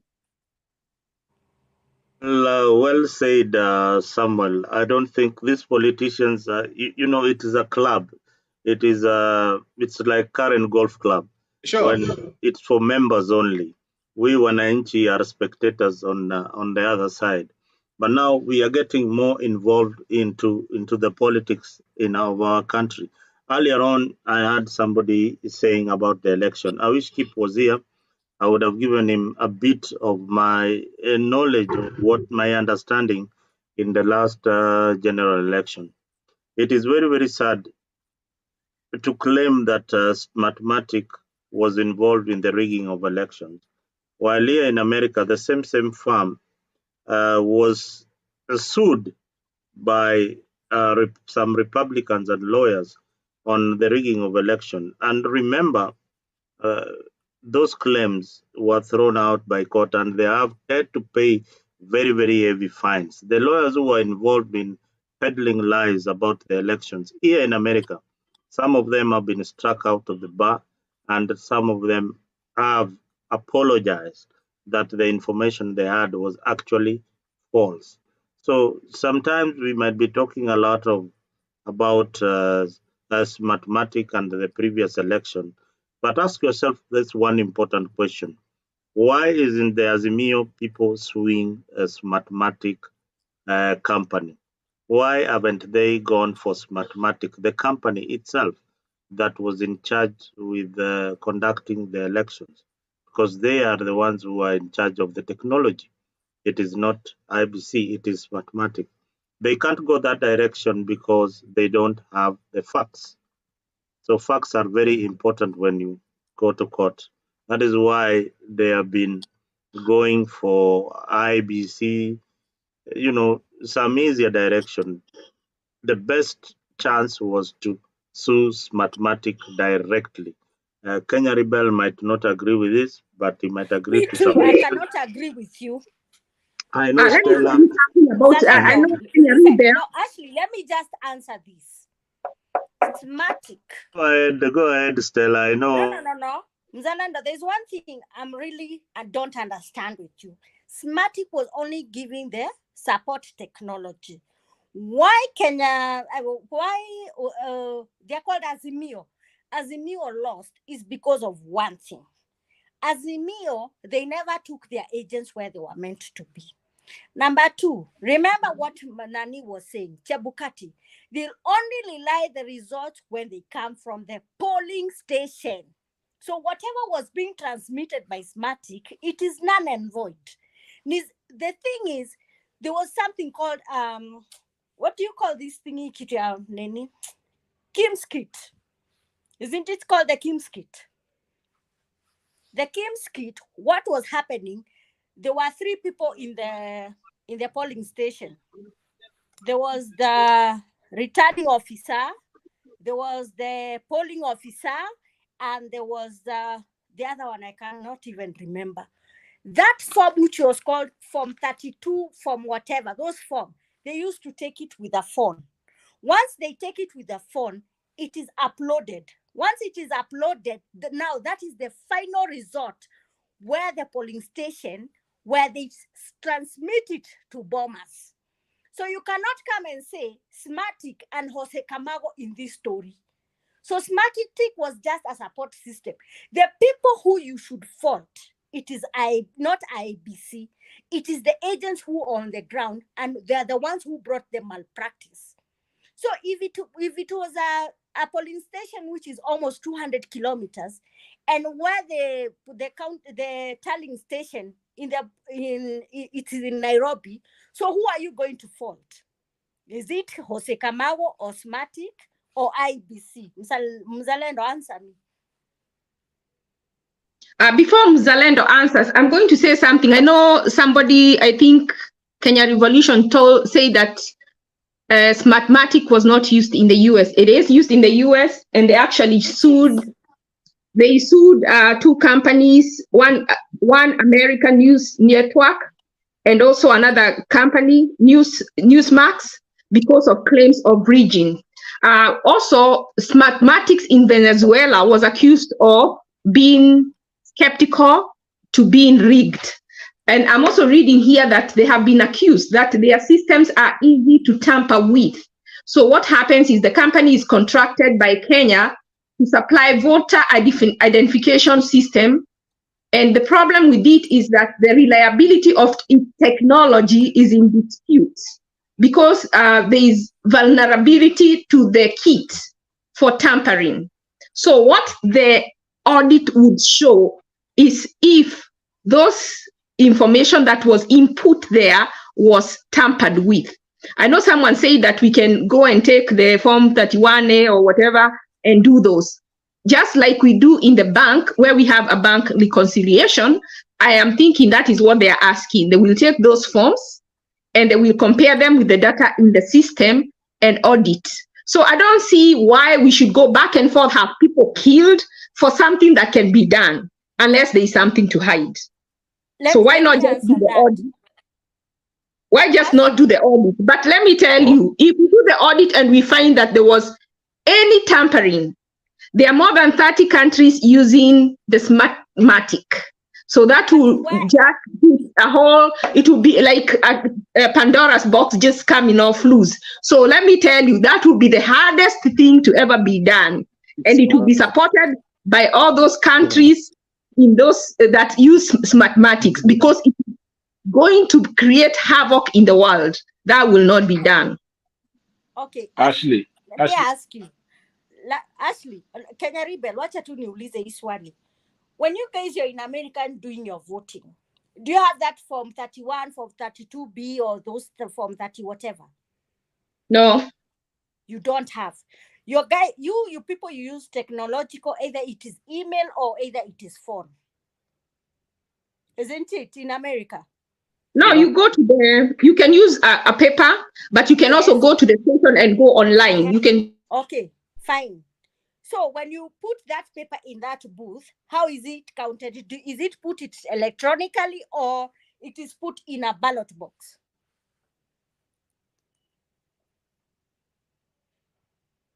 I'm asking, if you do that paper, is it put, do you submit it electronically or you put it in a ballot box? It depends with the state. Every state has its own way of doing it. Now, as in Kenya, what happens? The people of Smartmatic, because this matter was being argued in court, and I remember when the AG, when they were trying to defend IBC, they came with a support system where they said you cannot sue Smartmatic because Smartmatic is the only thing which gives you information. The data is being protected by the data protector, because there were two people in doing those things when they were taking our IDs, they were taking our fingerprints and everything. Smartmatic is only giving the support. But where the issue was happening in the rigging, it is in the polling station. So we cannot bring Smartmatic accusing them that they tampered with our data, our polling station, everything is not electronically. Okay, what I'm saying, yes, they're called what? Those ballot boxes, the ballot. Once you've already finished and the polling station is closed, what happens? They wait till the closing time. Once they do the closing time, there are people who stand there, the agents, the returning officer, call them. They count those papers one by one, and they repeat like 3 times. So one is being asked, is it correct? Yes. Is it correct? Yes. Do you have a dispute? No. Now, that form, I don't know whether it's 32B or 33B, I cannot even remember. They take the photograph of that thing using a KIMS kit. Then it's transmitted to bombers. So you cannot come and say Smartic, they're the ones who tampered with our about the rigging. The rigging starts at the polling station, and that thing Chebukati emphasized, and even you people, you saw how Nani, the senator of Narok, was trying to fault Chebukati. And this is the same story where Churchill and Beatrice and what's her name? Sholay is our lady. They called the Sholay lady. They were like the transmission where they were being done. It was done by one person who is the returning officer, and it shows this is what we've gotten, and no one has brought any dispute. So when we went to court, we were not disputing about Smartic and Jose Camargo. It is about the polling results. Then it came and it was shown that the results were only being transmitted at the polling station, not at the tallying station. So Smartic was not it. Smartic was just a support system. So they never tampered with the information of any voter. The people who were tampering with voter is those papers, those things which were putting in the ballot, because you'd see someone has gone toward it, or they take the ballot box and disappear, and then they destroy it. So you can't say Smartic. Stella, if I may. Yeah. That's a really good point Stella made, and I just want to say, Ashley, I know what you're talking about. Yes, Smartmatic and Dominion voting machines were used in the US. I kept on saying this. That's my biggest argument that we have with Mzalendo. I keep on telling Mzalendo that 2020 Trump won, but he doesn't. I mean, we can argue that till the cows come back. Because if you look at, actually, I believe he lives somewhere in the US. Go follow Arizona, Maricopa County. It's very clear how these machines were used to tabulate in favor of Joe Biden. Remember Pennsylvania, Nevada, when Trump was leading, if you remember that election night, then the voting was shut down at night. And when people woke up in the morning, tuliangalia tukaona mambo engine. But the difference is, as Stella is trying to explain to us, is this. The difference between the US and Kenya is this, okay? In Kenya, okay, the results were being determined, as she has said, at the polling station, okay? So the agents about the polling station, they will review the tally of the whole votes, ballot papers, wanaandika chini, they sign it. Then there was an agent who will physically go with the form that has been signed to take it to huko Nairobi, is it Bomba Center or whatever the case. Yeah, hiyo pia hiyo ya picha ilikuwa inawekwa kwa portal so people can see, while the physical, with the agents, the physical agent was as an original paper, alikuwa anaingia kwa gari anaendesha anaenda huko kupeleka physical. So that's why I keep on coming back to this, the question that Smoking Wanjala asked. He asked, of all these polling stations, okay, hizi results zote ambazo ziliosign, okay, was there any discrepancy between the numbers that were gathered at the polling station and the number that Chebukati announced? Is there a way that this number that was sent in the air through this portal, was there anything that was changed? Can you prove that? And the Azimio could not prove that. In the US, the machines are the ones that do the tabulation. And if you follow the Maricopa County in Arizona, and also in Pennsylvania, and also one in Fulton County in Atlanta, you can see there's various things that happened. There was also vote harvesting. There were people who were bringing ballots to Siku. But that's an argument I want to argue with Mzalendo, because it has nothing to do with Kenya. but anyway, I'm simply making the point that Stella was making, that the presidential election, I think it's 34A forms that had the presidential results. They were announcing who was winning, who won at the polling station. Then they relay it to Nairobi, where Chebukati will review it and answer it. Alafu na hiyo form wamesign hapo, a physical form was to be taken to Nairobi. So that's the difference between that and what happened. Anyway, that's what I wanted to say. Next. And I think we should not dwell on that because I don't think a Raila government would have been any better than the Ruto government. I think we should dwell on things that are going to help us, like the finance bill. And also something else that we have not mentioned is this land that is being given for free to investors. And I'm asking, land being as scarce as it is, why would you give investors who are rich people land like we are giving away our country, just like the way West Africa is talking of them giving away their resources, yet we are a poor country. If we are going to give out any land, it would be to our citizens. And then we give them money and then let them get people to build those houses. That way, the money from the housing levy stays with us. But I'm going to ask, this money from the housing levy, if this people cannot even be trusted with money that parents gave them, that they sold their land, they sold their animals for a fund, for a scholarship that did not exist. Are you still believing that you're going to get any houses from this government? Depending on how Mandago was in jail, the next minute he was out campaigning with the deputy president. Just figure that. So sometimes I wish to ask, do we expect anything from a government? I mean, if the government is coming up with the housing project, we'll say it can never work. They are trying to raise local revenue. It can never work. I mean, what is this that can never work for us? I'm going to tell you.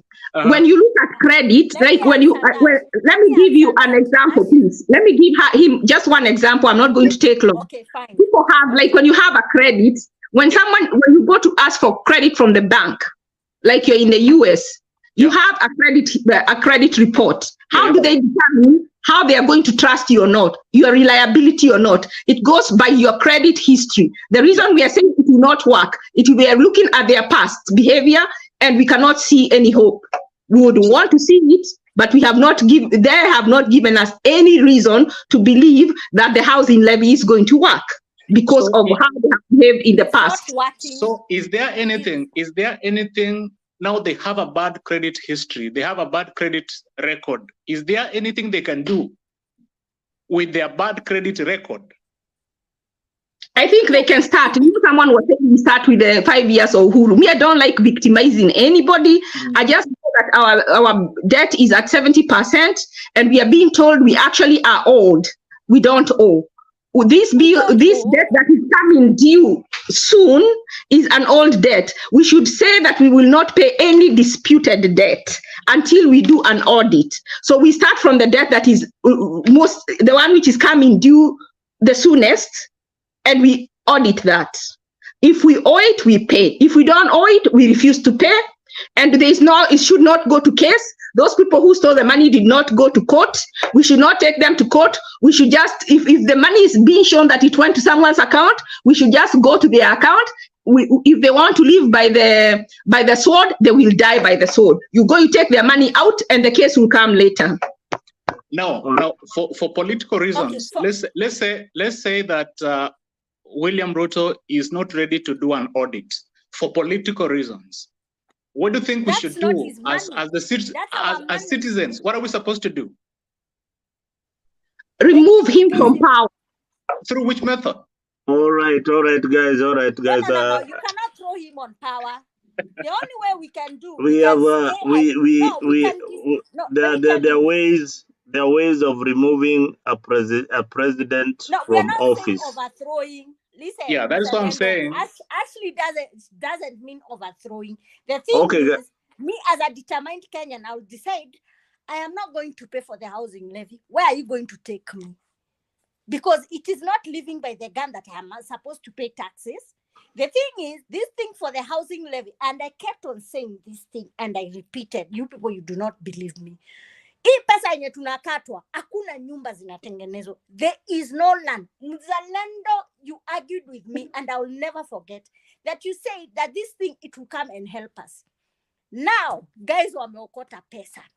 And I believe they've gone even above what they had required. Right now, they opened something called Bomayetu. I don't understand. Why are they deducting us housing levy, then you tell me if I need to qualify for a house, I need to pay money to the boma yetu, which the least amount is 2,500. So if this housing levy in our Kotwa, the government has not have not even told us through a gazette notice, in Nakuru, where are they going to build houses? Hakuna. In No, Narok, Stella. where? Hakuna. All right, No, Stella. Let Let me just. It's me like you. finish. No. Partner, Zalendo. Zalendo, You let me are finish. misleading us. You are misleading. Your I'm statement is answering what misleading. Nani Ashley is asking. Stella and I'm answering Zalendo. what Ashley she's asking. Stella and The Zalendo. housing fund is Stella. this government. Yeah. Okay, I know my internet is not that strong, so sorry guys, Can I I keep on finish my dropping. point? I Because just want I'm to help answering you. what Ashley was asking I about the just story want to of the help housing you fund. before you continue answering. I just want to pose a question that you'll answer too.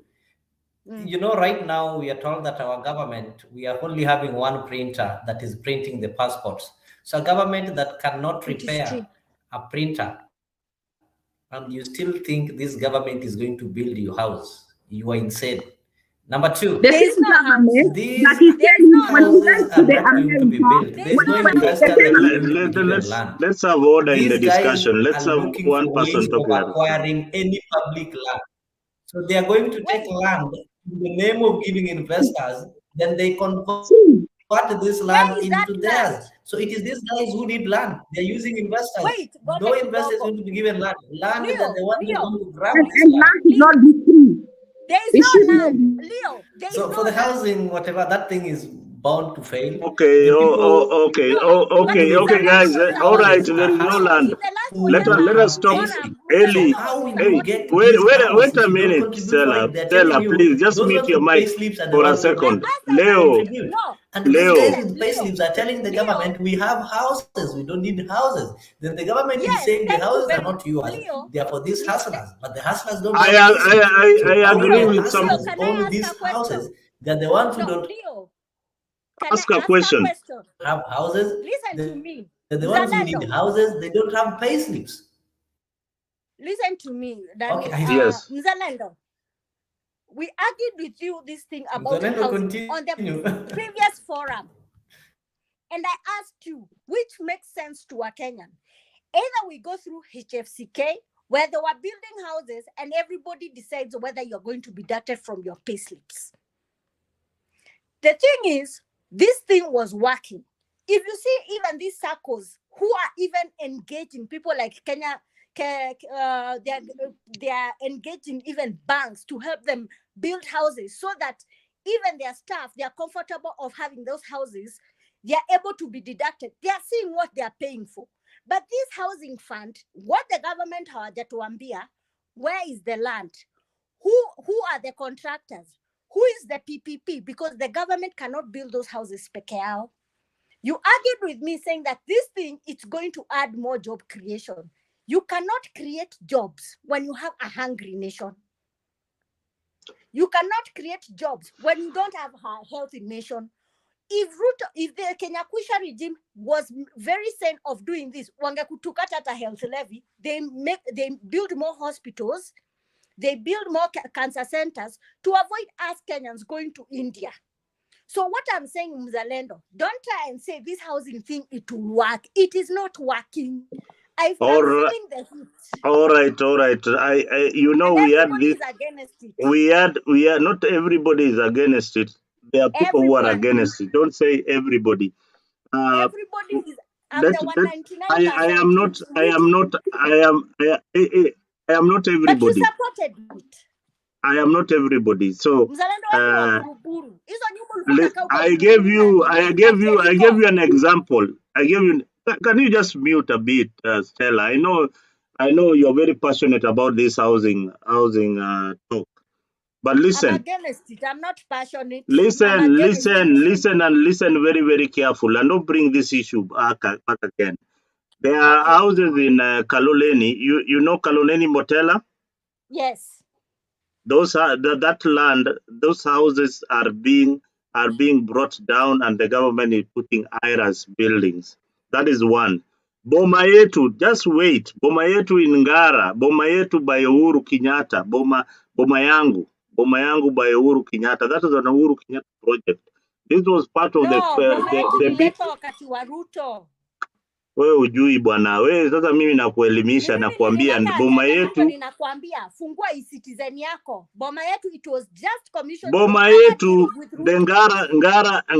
Ngara houses were built by Uhuru Kenyatta and Ruto's government. Unasikia? Enda kwa internet, make internet your I friend. know. But Boma the thing is, yangu. those houses imechukuliwa na cartels.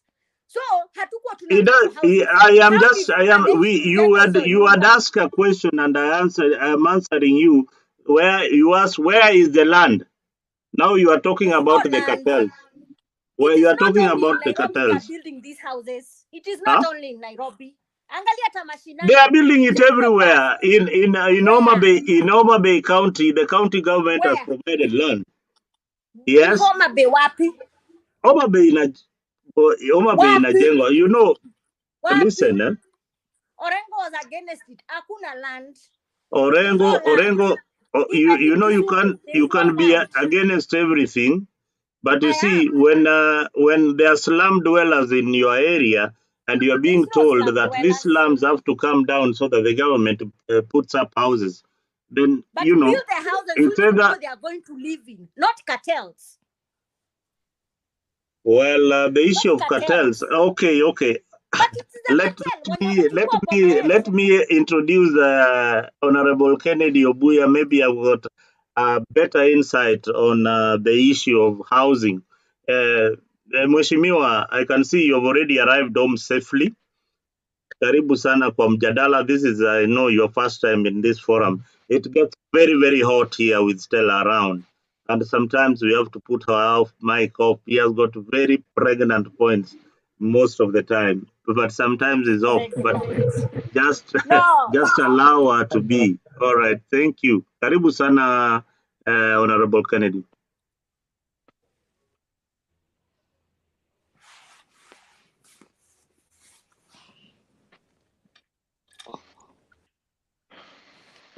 Thank you, Nick. I'm happy to finally reach home. I was listening to very positive conversation between the team. I can see there's Sam Ondieki. There's Ashley that I've not seen her face. Then there's a Kenya Rebel. I can see there's Victor. There's Stella. Basically, the conversation is about, am I audible? We can hear you. Hello? Yeah, we can hear you. There's some flickering. Nick, do you guys get me? Yeah, we are getting you. You can get me, okay, thanks. Yeah, there's the internet at home is a little. It's not so stable. Nick, to proceed, I just wanted to put a few highlights on what I've picked on the conversation. One, in your conversation, I picked on the dispute on the last general election. Secondly, the status of the Kenyan economy. And if at all the Kenya Kwanza government is on the right path in recovery of our economy. Allow me please to first begin on the Kenyan election. As someone who has participated actively in the last three elections, that is 2013, 2017, and 2022, I lost in the last election of 2022.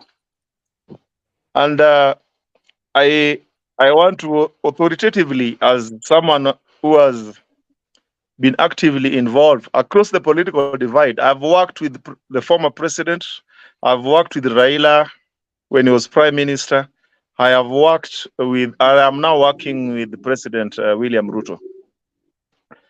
I want to first argue, and this is very debatable, that the electoral processes we've had in our country since 1997. It's very interesting in the sense that we have come with a culture of impunity amongst Kenyan political elite that, you know, if it isn't my way, then everybody loses. There's a specific incident that happened in Eldoret. I hope I'm communicating. Nick, you're listening? Yeah, we are listening. We are listening. We are listening. Hello? We are listening. We can get you very loud and Everybody, clear. are we in communication? Yes.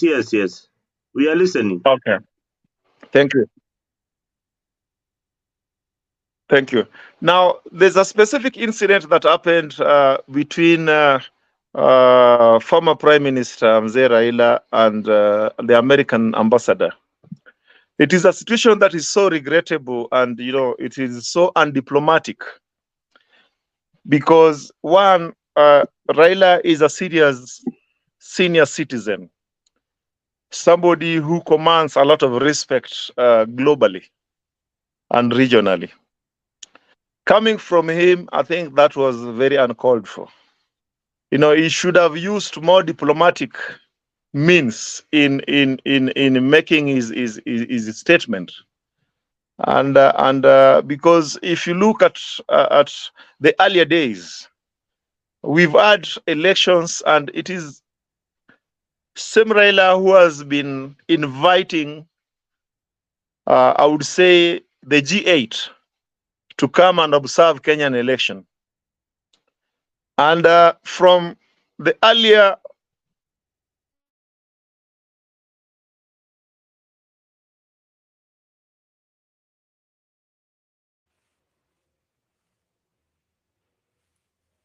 We lost Stella. We lost Kennedy at his network. He has a network problem. I think he will be back. Well, he was talking about Raila Odinga and losing elections, and this other election that he lost. So many people don't agree with it. I can see people in the panel. Leo, you are back in the comment section. Asante sana, Cornerstone. We like your comments. We appreciate you. You keep us engaged.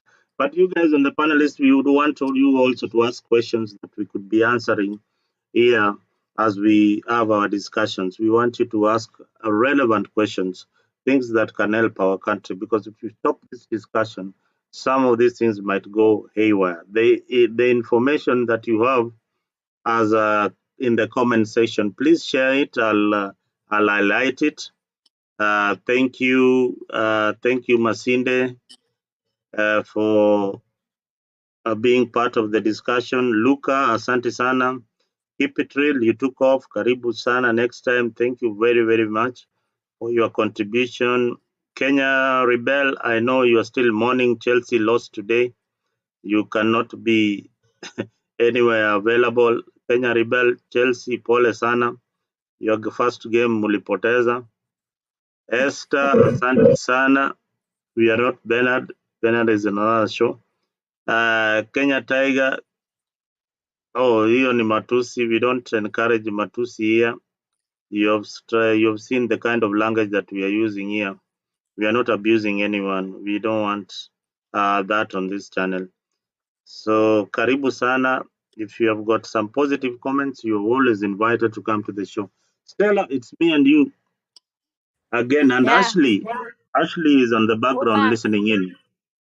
Yes. Now, the issue of housing, you held it so passionately, and let me tell you, all the presidential candidates back, all the presidential candidates, all of them, those who vied in the last general election, they had the issue of housing as an agenda. Stella, being a member of Azimio, being a member of I'm not a Azimio, member of Azim. no, being somebody who supports good policies. How do you think? What do you think the government of of Kenya Kwanza would have done better in providing houses for its citizens, because this was part of the government agenda. How would they go about it? You mentioned FCK. FCK is a body that is there, but FCK, like any other government parastatal, it has to be backed up by another parastatal. So these are just government bodies that are created to see that we have a smooth running of events. So whatever Ruto is coming up with is another organization that is probably a duplicate of FCK, but doing a project that is funded by the government, unlike FCK. So that is what makes the difference. Kipril is here, Samuel Ondieki, so many people are now joining. Samuel is back. Ken, we lost you at some point. Can you go on with your submission? Kennedy, can you hear me? Yeah, I can hear you. All right. Ken, can you Yes, go I on? can hear you, Nick. Yeah, continue with your submission because we lost you at some point. Yeah, it's unfortunate. Sorry for that. The weather is also good in the village. Now, Nick, I wanted to do my submission. One, I began with registering a concern from the statement of Mzee Raila in Eldoret a few days ago. I just wanted to jog, is it Stella or Ashley? I think Stella. That one, Mzee Raila has been quoted many times, not once, inviting eminent persons in Africa and the world to observe elections in Kenya and also to give a resolution on electoral disputes. And I thought that his statement was way too low, and I think that was uncalled for. He should have used more diplomatic statement, because he's not a small man. He commands a lot of respect globally and regionally. Secondly, I also wanted to let Stella and other panelists know that it is normally said Rome was not built in one day. President Ruto, the Kenya Kwanza administration took over a government that was, Sorry, Mheshimiwa, Mheshimiwa, just a was clarification. I would say looted by the yes, please. Policy of our party. I know you're from ODM. We have not recognized Ruto as our president. So I know you're in the government, national government. You're in the national government of Nairobi, but huyo si mtu yetu. I'm from Sakata, UDA. we recognize him as our governor. Yes, he's our governor. But hiyo ingine mi sijui. We're in the same coalition. But I feel pain when my partners in the same coalition call That's that fine. our president is That's Raila. your right. That's your position. That's your position, which is so much respected. Okay, Mheshimiwa. If you'll have a rebuttal, just let Mheshimiwa continue with his submission.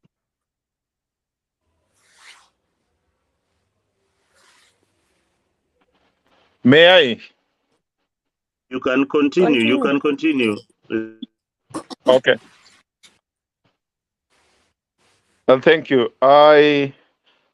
It is important. I will answer you because I think you wanted to inform me. It was a point of information. I stand informed, and I take that very positively. I wanted just to register one. The previous government, every financial year begins from June to June, and it is divided into quarters.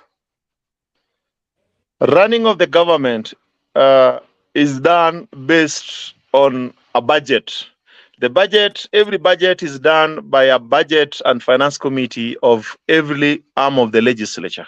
That is the National Assembly, the Senate, and the county assemblies.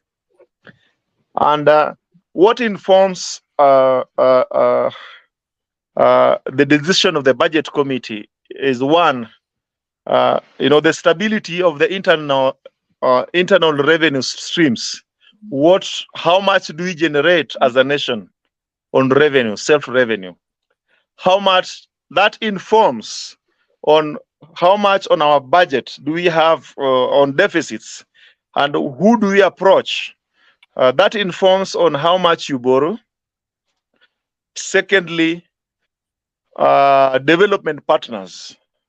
How, who do you seek grants from?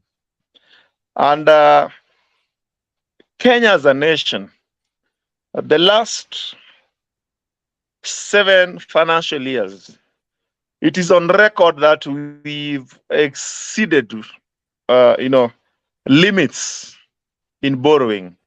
And when the Kenya Kwanza administration took office, it is on record that when they looked, because there was what we call the transition committee.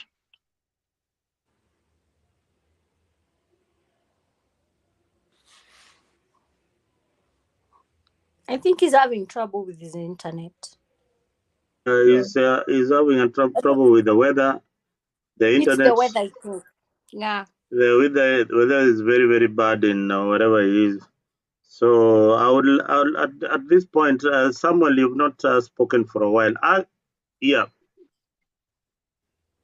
Yeah, I wanted to go back to the issue of auditing.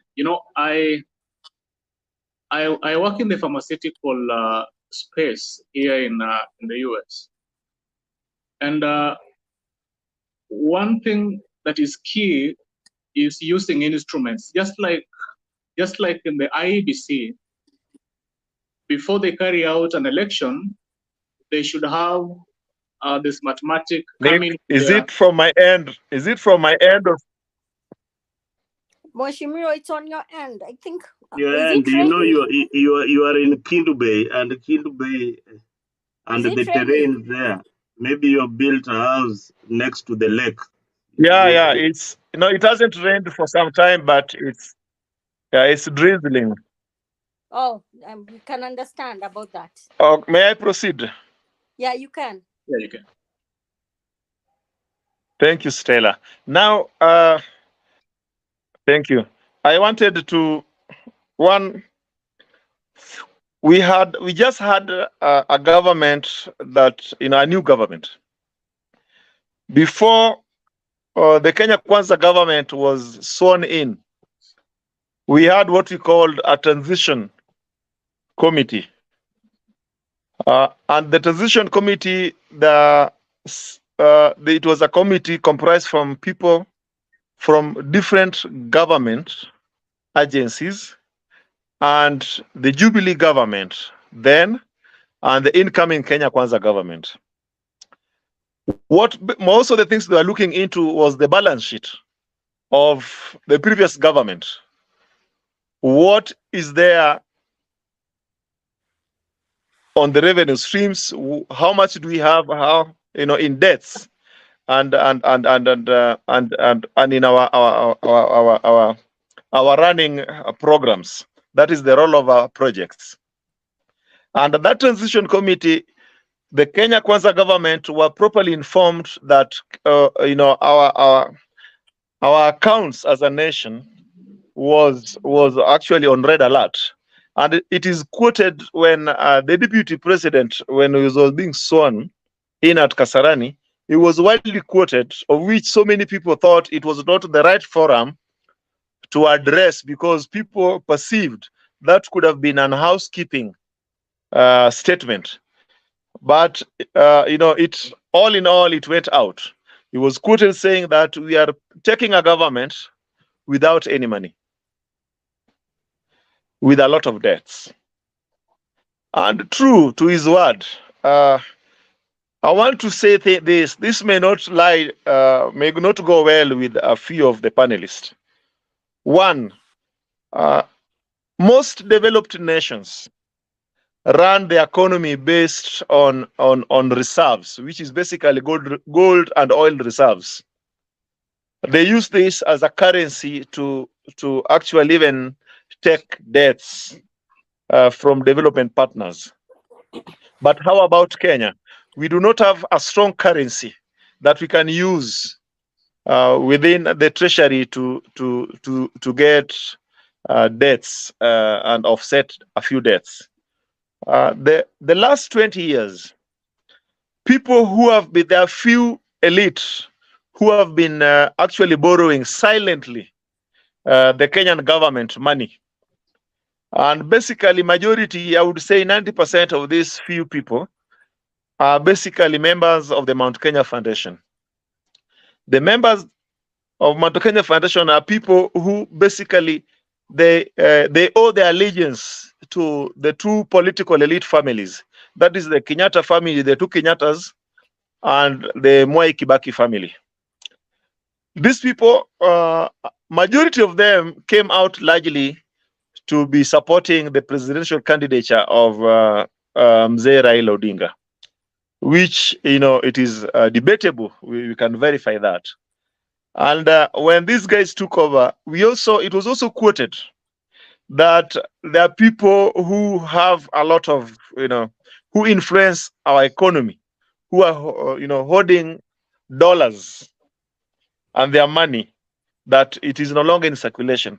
That's also killed, efforts that Kenya Kwanza, when they took over the new government, that's also, gave them a slower pace, that is. Now, coming back to National Housing Corporation, I want to answer my sister Stella.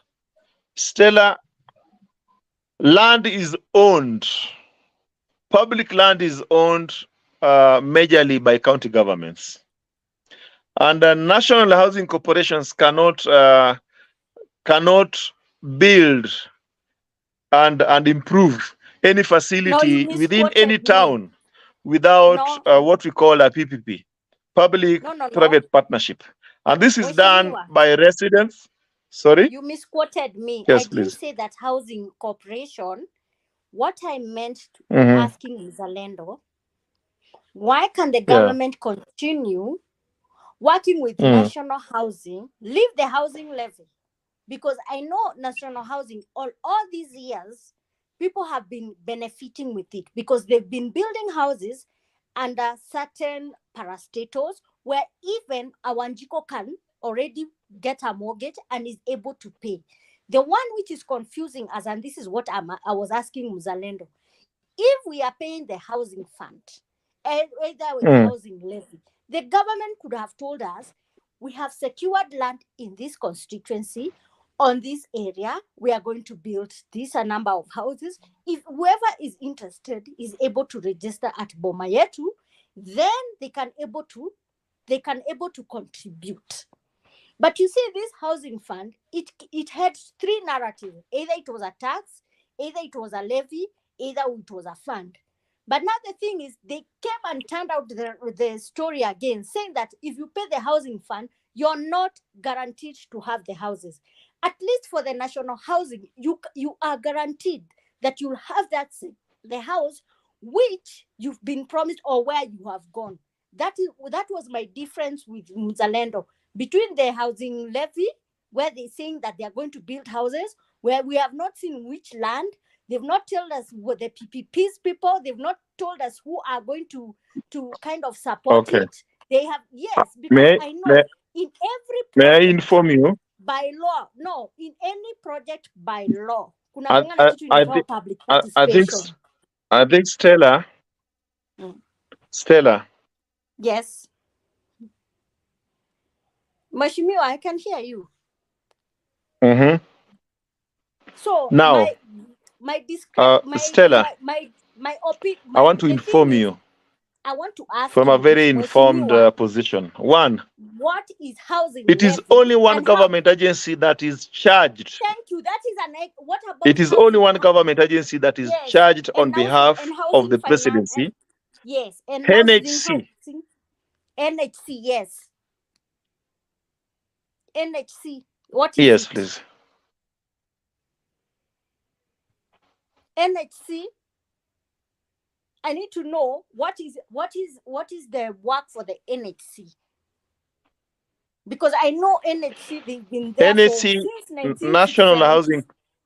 Yes, but you have been seeing them. They've been building They, houses for parastatal, and each parastatal it supports it. it has been, So that is the only. yes, but housing fund, it is not a narrative. Me as Wanjiko, I'm understanding. I don't understand where am I being deducted 6,000, where I'm going to be deducted all this time, and then I'm not going to qualify to have a house. At least for national housing, I'm guaranteed that I'm going to have a house, and I'll risk myself and go and get a mortgage, which that mortgage is able even to be supported. I want to advise you.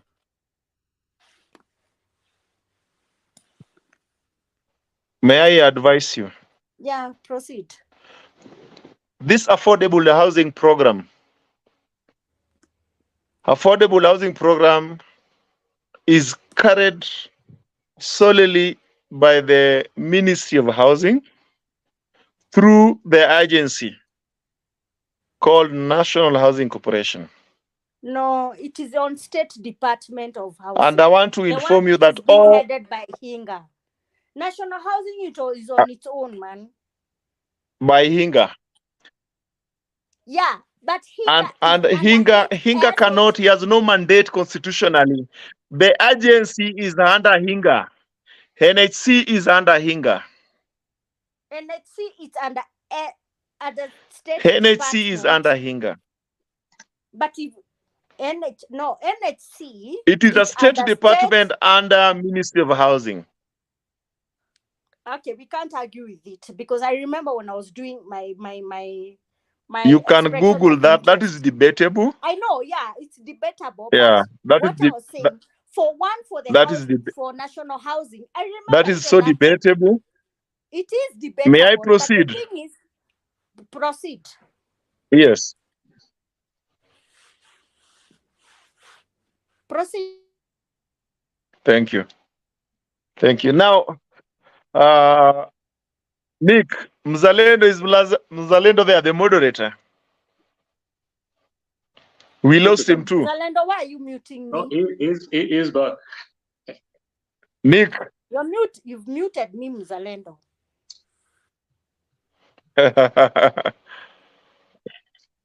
Welcome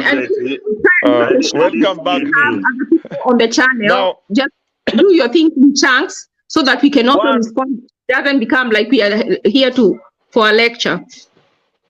I think Obuya, Honorable Obuya, I'll have a question once you're done to you, now that you're close to the president and the ruling party. Go ahead, Ken. Oh no, it's Mweshimiwa who was speaking. Yeah. Okay, please. Thank you. Thank you. Now I wanted I wanted to register my displeasure on the statement of Raila Odinga in Eldoret.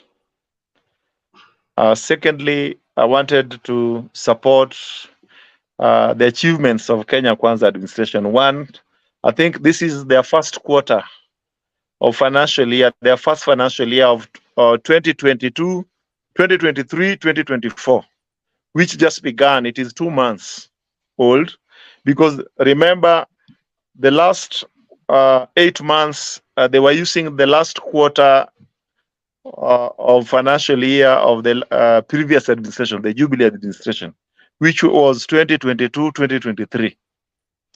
So I also want to inform that yes, our economy is not so stable, and so many things informs the instability of our economy. One of them are the global phenomena. We just came out of the corona menace that has hit so many countries, including the US where you are, and presently we have the Ukraine crisis. which we are so much informed that it directly affects our production line as consumers in Kenya. That also affects our economy. And I think the best way to build our economy requires participation of both citizens across the political divide. Because, for example, how does riots in Kisumu and Homa Bay and Kindu Bay, where I live here in my village, how does it affect negatively enhancement of our economy or of our revenue streams? So I am only making an observation and also making an appeal that the riots we've had ill intentions. The intentions was basically to sabotage Kenya Kwanza government, to stagnate, because basically Raila Odinga was quoted a few years ago when the fuel tax came up, I think in 2019, 2020 financial year, and he whipped all his NASA brigade to vote en masse with the Jubilee team. And I do not see, I think it is double standards that when President Ruto brought the same tax, and now he came out so openly, whipping emotions of citizens. Somebody is raising his hand. Mheshimiwa, May I just proceed? finish. Just finish. Moderator. Then we battle. Nick. Yes, you will have Okay. your chance, Stella. Let us, if No, we it's not. interject Thank you like so that, much. will take Now so long. I want to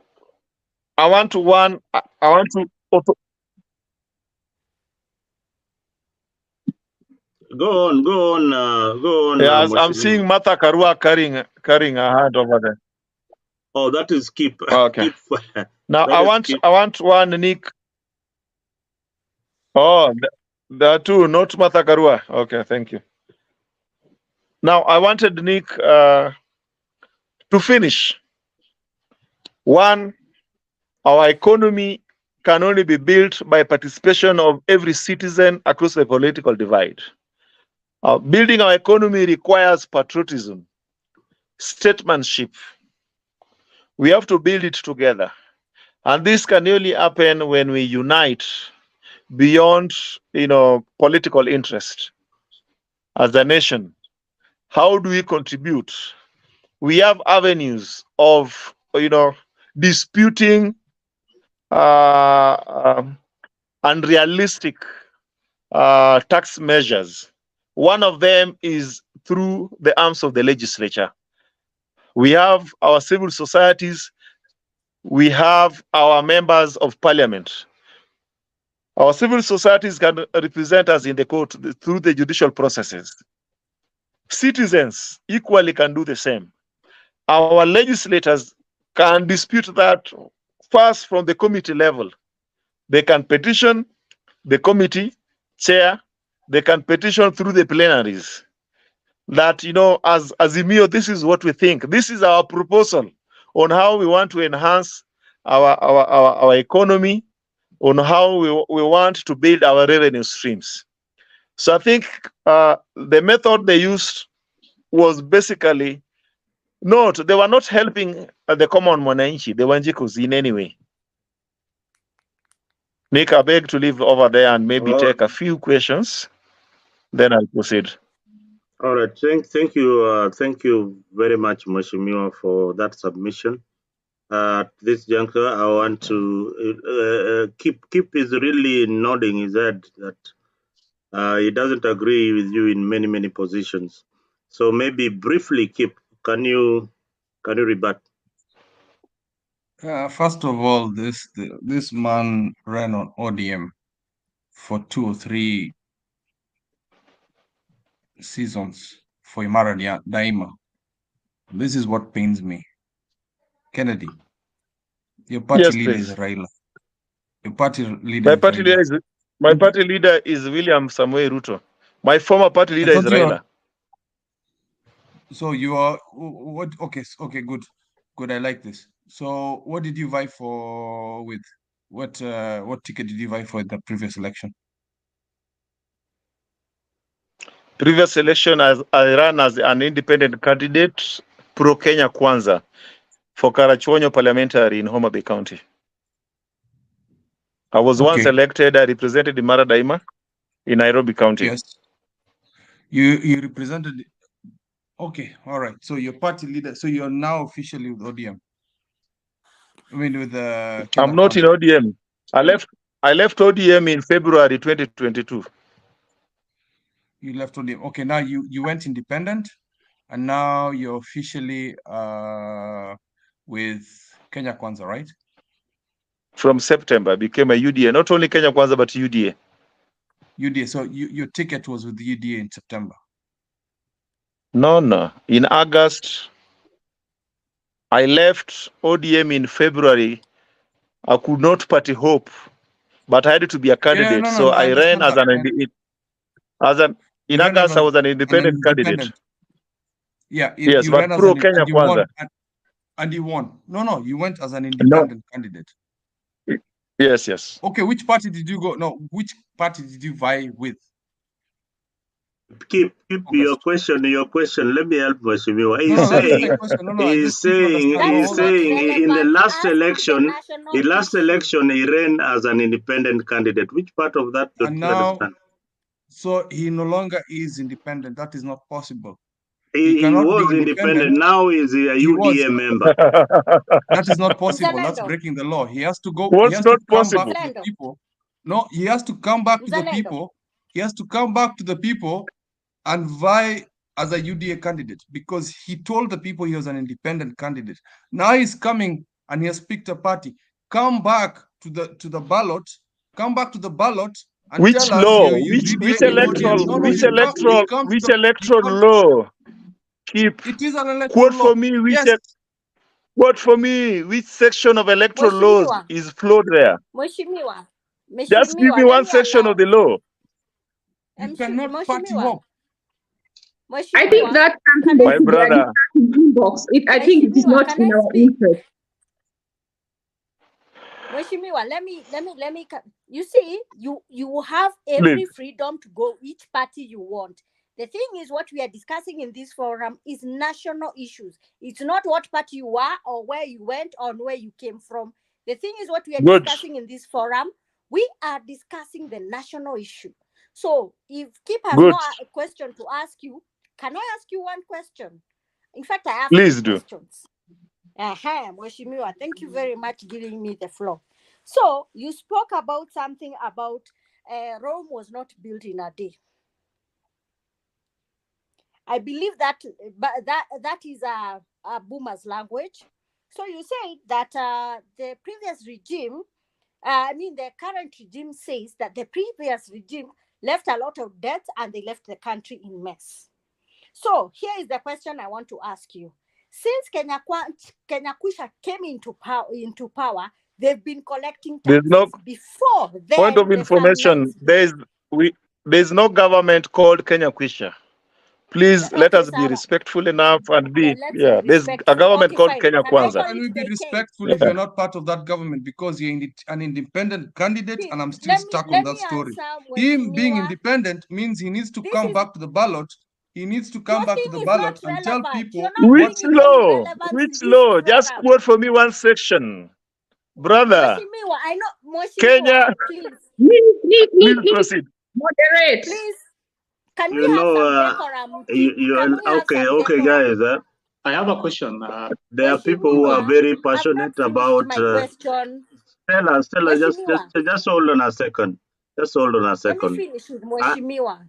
No, I know. Yeah, you will finish. I know people here are very, very passionate about parties. Those who are in Azimio, those who are in UDA, and those who are neutral, like Stella and Ashley on the background. Me, I'm Wanjiko. I'm pro Wanjiko. Yeah, pro Wanjiko. Here we talk about things that. Listen, here we talk about things that will help our country. That is what I'm asking.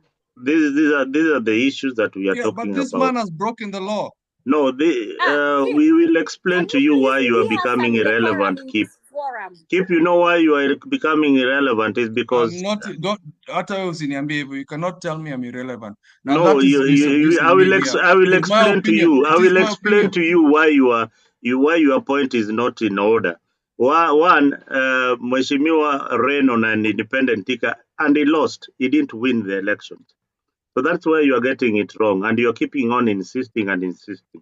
So please understand that he ran on an independent ticket, and is no longer a member of Azimio or ODM. So he's a member of UDA. Respect his choice. That's how it is. So Stella, you can go ahead. Okay, Mheshimiwa, back to my question. Yes, So you please. spoke about that the new regime, the KK, came in. So they kind of blame, or they're shifting blame, saying that the previous regime made a mess up and leaving a lot of the country into financial mismanagement and anything. So what I was asking, when when KK came into power, was it sometime in August? I believe they were still collecting taxes before the finance bill, correct? Okay, here is the question, and I want you to be honest with me. So they were saying Yes. that there were some projects which the Uhuru regime left and they did not complete. And yet the projects were being still funded by the debt. So I want to ask this question. How come those projects are not continuing? Why did they stop when Kenya Kwanza came in? Thank you. sorry. You have Thank to you. understand. Apology Okay? accepted.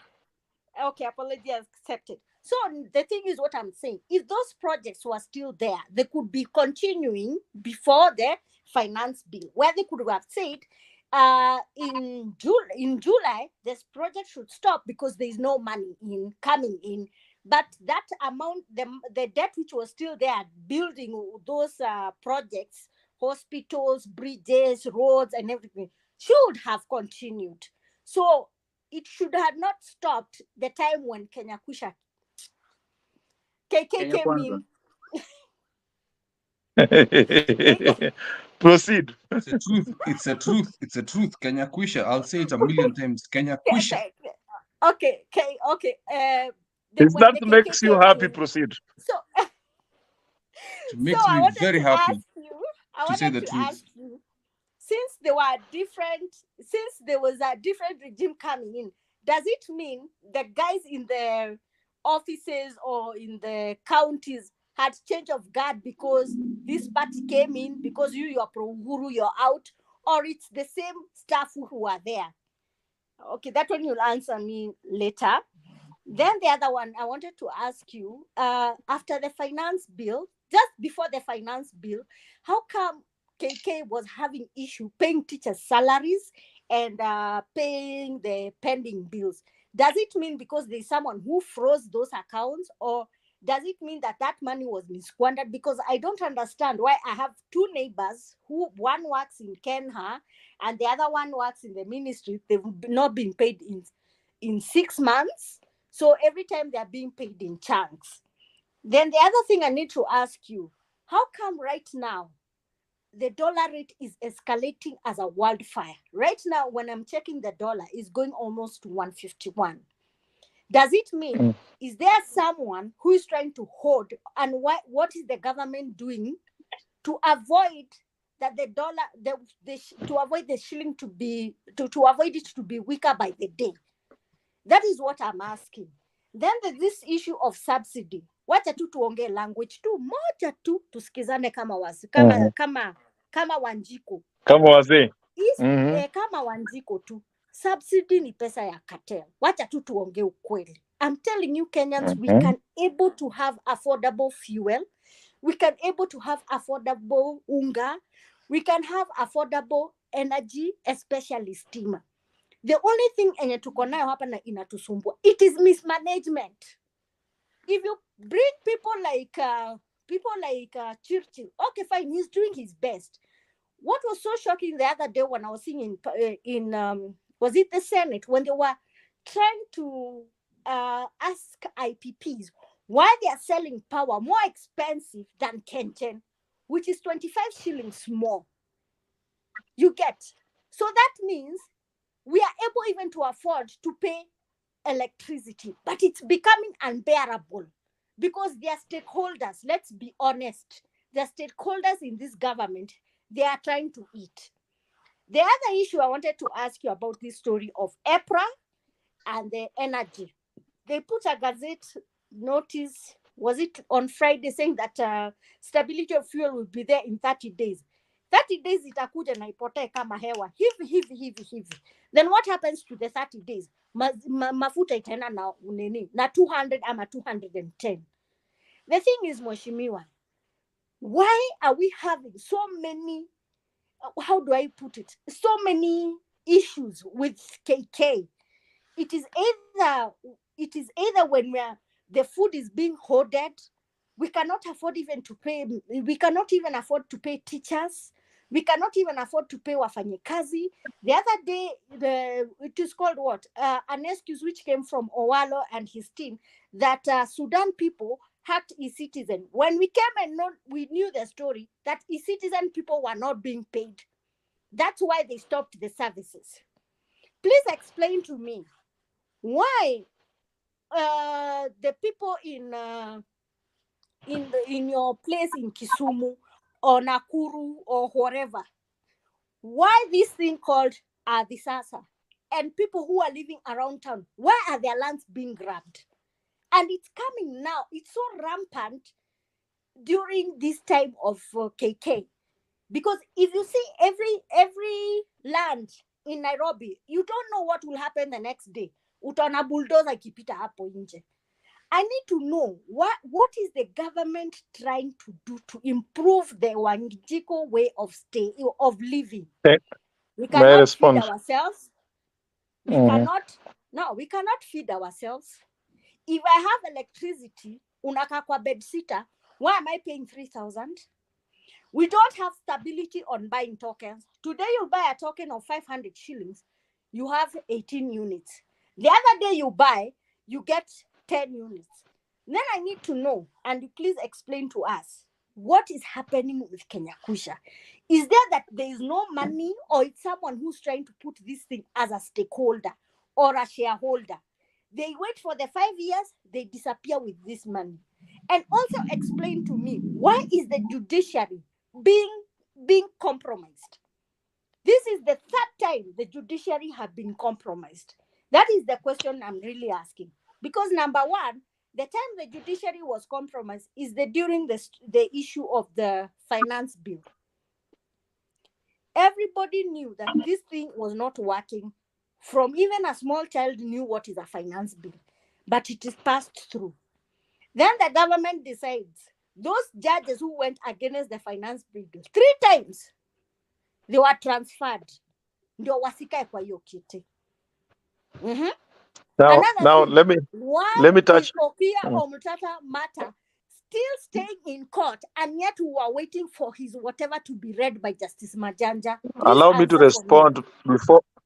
I think before you respond, just writing them down, because some of us have been sitting here almost an hour saying nothing.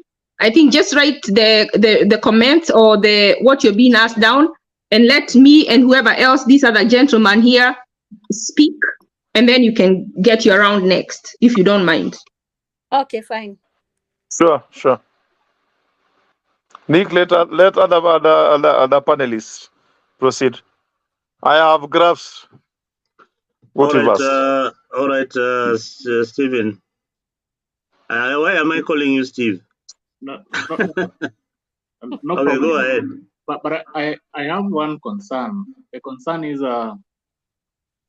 Honorable has rightly said that the previous government, they went away with a lot of money. My question is, was the money channeled to projects that are not profitable, or the money was literally stolen I mean, people stacking the money in foreign accounts or wherever. So what is the situation? Because you might be privy to more factual information than I am. Number two, depending on the answer that you're going to give, is if the money was indeed stolen by individuals, is there a plan by the Kenya Kwanza government to recover the money?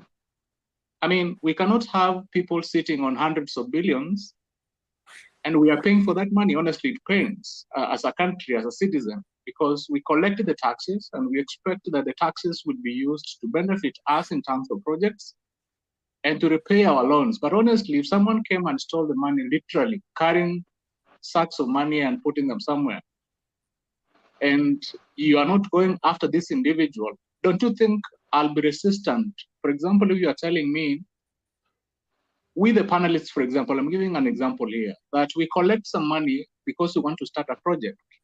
And then someone comes and steals that money away, goes with it. And then Mzalendo comes to us again, tells us, that money has been stolen. So what we do, because we were contributing 100 shillings, let us now contribute 120. Because that one has gone. The money that we contributed earlier has gone. Now let us raise our contribution so that we can achieve whatever we wanted to achieve. Don't you think that you'll face resistance from my end?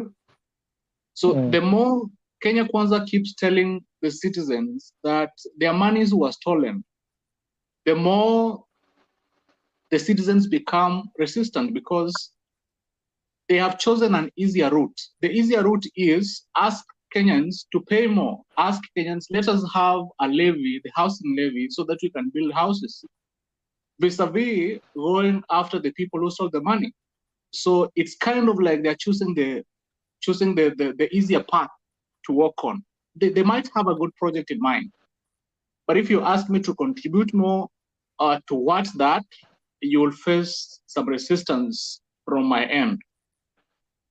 Another thing is, because I don't know whether I'll get another opportunity to speak to IEBC issue. Our problem is largely political. And I want to appreciate that from 2007 all the way to 2022, we've made serious progress when it comes to managing our elections, especially at the IEBC. If you look at the elections in 2013, you go to 2017, we've made steps in the right direction. So, but we still have more to improve on. I was giving an example earlier that the Smartmatic can have gadgets which are working. But once they're in the country, if they are not validated, I was giving an example. I work in a pharmaceutical industry as a quality assurance officer. If you have a product in the market and we want to test how much sodium is in, for example, any tablet that you're consuming, I must use an instrument. There are so many instruments which can do that job. But before you sit down to use an instrument, you must validate that instrument. So there is a cadre of validation that can take so long until we are sure that if you are telling me that whatever substance you have has got this concentration of a substance in it, I'll be able to believe you. So we are missing a point on validation. Like if these guys are coming in with their gadgets, do we validate? What is the process of validation to ensure that once the information has been relayed through these gadgets, it is safe, it cannot be tampered with, there is no information that can be changed by another third party, and such like. So those are some of the conversations that we must have with the IEBC if we want to change it. But again, if Raila Odinga and his people go into this conversation, like let us have the servers to ask the president whether he won the election or not, be sure Ruto will not listen to that crap, because you cannot go into auditing me whether I won the election or not. We must have an audit. If we're having an audit, let us have an audit to find out if there are issues with the transmission of the results and how we can fix that. So the moment we go around these issues, we will go to the election with an IEBC that we don't have faith in, and after that, Kenyans will die. Like most of them have died recently, which is very unfortunate, and we can move on as a country. So I believe that Honorable Obuya, you will speak to your fellow members of parliament. I mean, to the people that you come across with when you are with your fellow guys. You can tell them that if we need to have a stable country, our economy goes down after every 5 years, and it is worse if there is a succession. Succession politics is the worst. That if you know you are going to get out of the presidency, you will go through the window with everything that you come across, and there are no consequences. So it's a plea to all of us and those guys in power, if anybody can speak to them, that the citizenry are waiting to hear from them and give us a good guidance so that we can have faith in the government and we can move forward. Thank you. Thank you. Moderator, may I respond? Yep, Oh, go ahead. can I put my 2 points? I have 2 points. Yes, Ashley, go ahead. I'll take a short time. Thank you. So I want to comment on something you said about what is affecting our economy was the COVID and Ukraine war. But more than that, it's corruption, because we all know the donations were given for COVID was stolen. So as you're saying, it was all over the world. Other democracies protected, and they were able to cushion their citizens that the harsh effects of COVID did not affect them. Actually, most people lived better than their normal lives because they were cushioned by their governments. And some governments, even now, they still have surpluses that they are sending to their citizens from what was left from the COVID. So our government in Kenya never cushions the citizens. That's the problem. And we wish that Ruto will work on that. The second thing is that you say that they met when they went to sit and look what they have economic, or how much money they had, they found that they were in the red. But the way they were behaving did not seem as though, or the way they should behave when they should have been thrifty. All we saw was excessive foreign trips.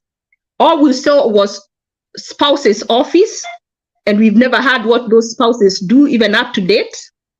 All we saw was new cars, unnecessary new cars. So that is not, to me, of a government that is being sensitive. So when you call upon the citizens to work together to build Kenya, how about showing us how to do that by being examples themselves? So, and the last thing is about the housing. You said affordable housing. And my question to you is, what demographic are you targeting with the affordable housing? Which I have had someone saying you have to pay 2,500 down towards it. So if you're already removing all these taxes, assuming I'm making 20,000 and some people are making 10, and you did not put even a limit as to who can pay the housing levy. There are some people who should not be charged that housing levy because they already make too little. Someone making 15,000, after what they come with home, cannot afford to take their children to school, can barely afford living expenses. So where are they even going to get 2,500 to put down towards a house? So when you say about affordable housing, my question is there an income bracket or an income eligibility, or is it just anybody who can have access to this affordable housing? I hope I've asked it nicely. Last and not least, it is said that Africa right now is like the best time to invest in Africa is now. My question to you is, would you say that investing in Africa is sound business and a sustainable corporate strategy? If it is sustainable, if it is economical if it is a good business practice right now to invest in Africa, why are we giving our land that is already scarce free to investors? Why not and by the way, when you have high risk, it equals high profits. So if they're investing in our country to make those houses, why? Tell me, why are we giving them free land? That I don't understand. I hope you don't. I hope you have time to answer that. Okay. I believe it's my time now to respond. Yes.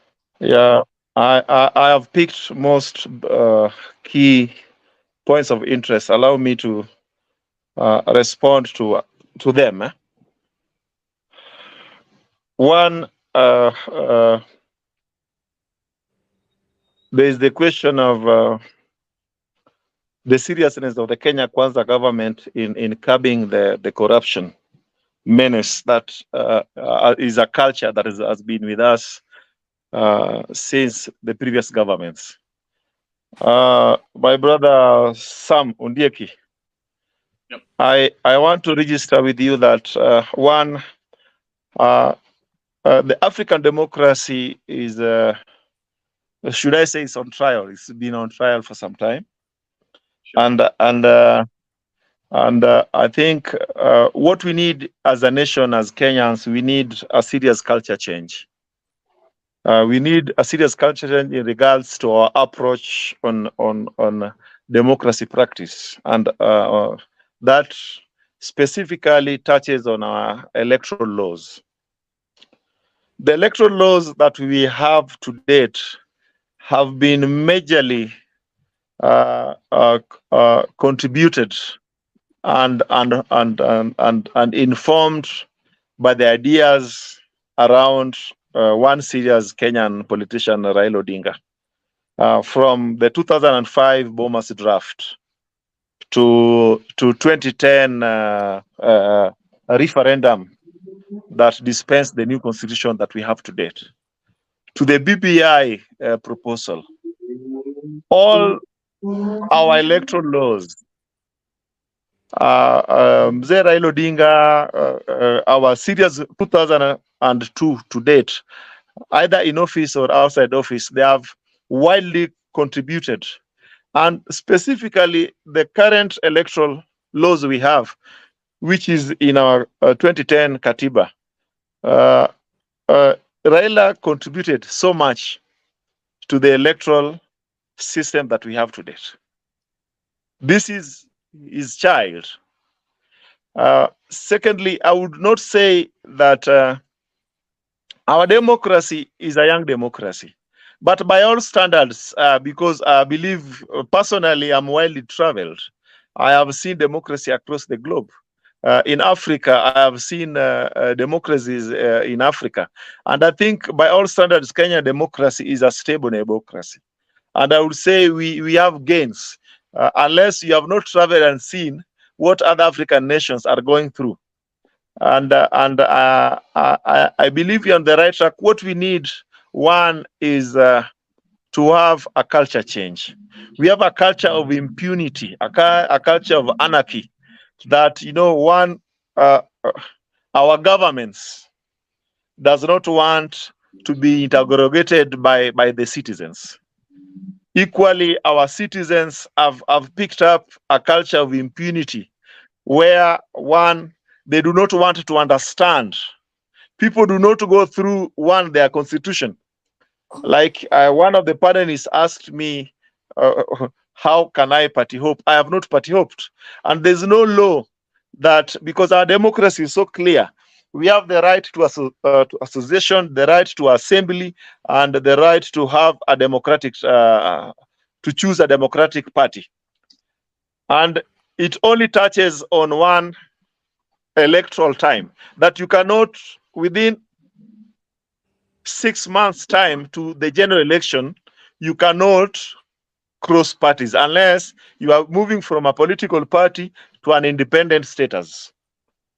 Thereafter, you can associate with any political party. There's no law that hinders. But because our culture, we have refused. In like Amaluo, and most of my community members, they normally say when a constitution draft is brought, they normally say, baba akisoma sisi tumesoma, mimi sitasoma, ile baba amesema tutapitisha. But that's a bad culture that we need to actually look into, so that we participate from inception of an idea, so that we understand actually what does this law entail. Coming back, we spoke about the looted money. I want to speak with you and respond authoritatively as someone who was a member of Nairobi County. I was once the deputy speaker of Nairobi County. And I want to tell you that the previous Kenyan administration, that is the Jubilee administration, that was led by none other than Uhuru Kenyatta. There were chaos in Nairobi, a lot of mess in Nairobi County. And remember, Nairobi County is the biggest contributor on our national GDP at 63% of revenue to our national GDP. And when there's mess in Nairobi, there's a big mess in the Kenyan economy. And the second administration of Nairobi, led by my good friend, Governor Sonko, there were messes. And at some point, Governor Sonko was quoted saying and requesting President Uhuru Kenyatta to intervene and help him fight the cartels. And when NMS was formed, a lot of finance PFM acts were flawed. One, as a member of a county assembly, NMS was formed by, I think, article, it was 287. And when it was formed, any arm of the government must be subjected to an oversight arm of the legislature. As long as they are consuming public resources, it is run on public resources. NMS, it was a government that, I would say, an amorphous arm of government that was using public resources. One, they were not subjected to any arm of government to oversight them. They were not being oversighted by the Senate, the National Assembly, or the County Assembly of Nairobi. And I want to tell you, NMS messed up our resources as a nation. Because remember, Nairobi contributes 63% of our national GDP. And when NMS projects, they did what we call single sourcing, which is against our PFM acts. Because, procurement is guided in law that where you cannot single source. But in the case of NMS, they single sourced everything. How can you single source a project to build an hospital of 4 billion? How can you single source a project to refurbish an ECD center at a cost of 400, 600 million? And you single source to individuals. And if you looked at these things, people who are sound-minded like us, when you asked, you are being reminded that, okay, nyinyi ndio mnapinga handshake, that was the narrative. And a lot of resources, Kenyan resources, was channeled out through NMS.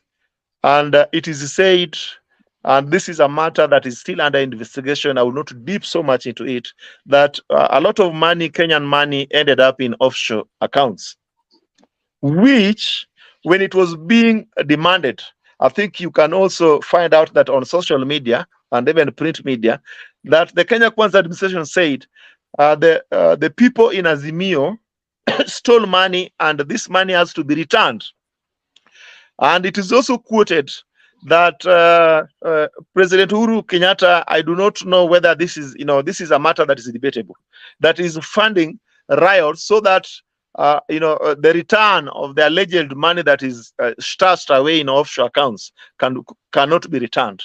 So you would rather keep President Ruto busy managing riots unnecessarily so that he shouldn't look into the money that is allegedly stashed on offshore accounts.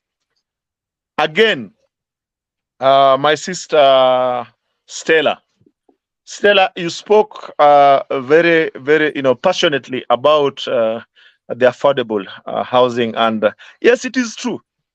It is true that Wanjiku, personally, I feel, because I have been an MC in the city, an informal settlement, and the area that I represented comprised of Nairobi's 60% of industries. and a small section of informal settlements. Part of Mukuru, a place called Riara, was in my area. And this is an area that, you know, you have people are basically living from hand to mouth daily, on daily basis. And the issue of affordable housing is an emotive issue. As somebody, you know, we Nairobi, we have cartels. People who own, we call them structure owners. People who do not have land, but they have buildings, you know, built on lands that are not, you know, are disputed, and they milk a lot of revenue on rentals alone. And when the affordable housing program, it is President Kibaki that began it in, I think, around the year 2011. And when this thing began, President Uhuru Kenyatta came up very strongly, and it kicked and it picked. And I think one of the things that I have to appreciate that President Uhuru Kenyatta did was to start issuance of title deeds to Nairobi settlers. Because one, we are losing as Nairobi government. I think Nairobi loses a lot of revenue on land rates, on structures, because there are a lot of buildings, storied buildings, places like Pipeline, Dandora, Kayole. You find a lot of storied buildings. People do not have title deeds, and they wanapata a lot of rent, and you know, they do not remit taxes to the government. And I think that is a plus to President Uhuru when he started issuance of title deeds, because when somebody has a title deed, the government would easily have a data on you know, how many parcels do we have in this area, and you know, how much do we charge them, and to what extent are they developed. That also informs why it is important for the government to take over the sprawling infrastructures that are coming up in our urban centers. And that is why affordable housing program came up, that it is easier to, you know, to take back and the government to own with the citizens the structures, instead of letting it be run by a few individuals. Mtu anaenda na grab shamba mahali, anajenga, anaweka vijana wanakata watu na panga, anajenga floor 7 juu ambaye haina hata approval vizuri, anacharge 10,000 ama 4,000, na pia serikali alipi hata moja. Unanipata? So it was easier. The government said they're disputed lands. Their lands, and remember, the government has the sole authority over any idle land. And these lands, they're solely run by county governments. That's the law. So the national government cannot come and build like in Homa Bay. The president came last year, I think in October, in Homa Bay. He has visited us 3 times. And they're affordable about 5,000 units that are coming up.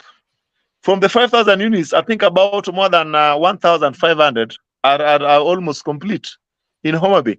And these programs are running in almost every urban in Kenya. And these lands, there's a joint partnership between the national government and the county governments. And the county governments, it's the responsibility of the county governments as the custodian of all public lands, that they have to do a public participation, because it is a right of every citizen. Before inception of any development, a public participation has to be done. Their consent and, you know, the impacts of that facility, they have to be actually, you know, they have to be taught, like, you know, on environmental wise, on you know, this project, this is how it will affect you as a community, this is how you will benefit.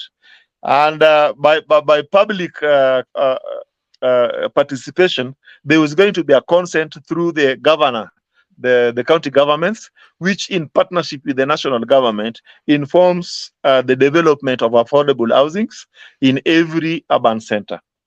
I think I'm done with Stella. If there's anything that I'm leaving out, we can revisit again. Now coming back to my sister, other sister, Ashley. African democracy,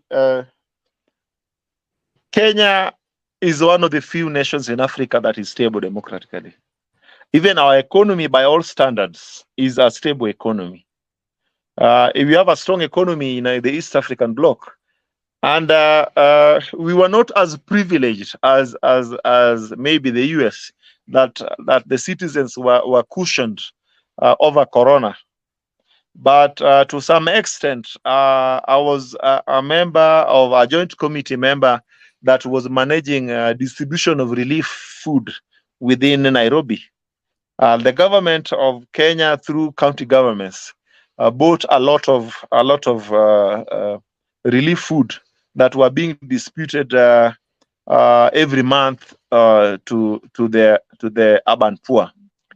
And equally, remember that we have Kenya, we are doing better because on our social protection, we have the Pesa ya Wazee, which just received 2 months ago. For some time, ilikuwa imepotea hapo katikati, but Pesa ya Wazee saizi, or every Kenyan citizen that is registered with their local area chiefs, who is above 70 years and above, is entitled to a minimum of 2,000 shillings every month. And I believe by all standards, Kenya, with the little and the bad economy that we have, I think we are fairly doing well. What we need, one, is that we need, as we interrogate our governments, it is important, one, to understand, because we are not in the jungle. We have Kenya is a country that is governed by the rule of law, and it is not supposed to be. We are not supposed to play double standards because we have the rights and structures of civil societies, or because we happen to be in the opposition. I think interrogating the government requires, one, patriotism and statesmanship. We interrogate our government, one, accepting that the fact that it is also our responsibility in opposition or civil societies to, one, through petitions and proposals.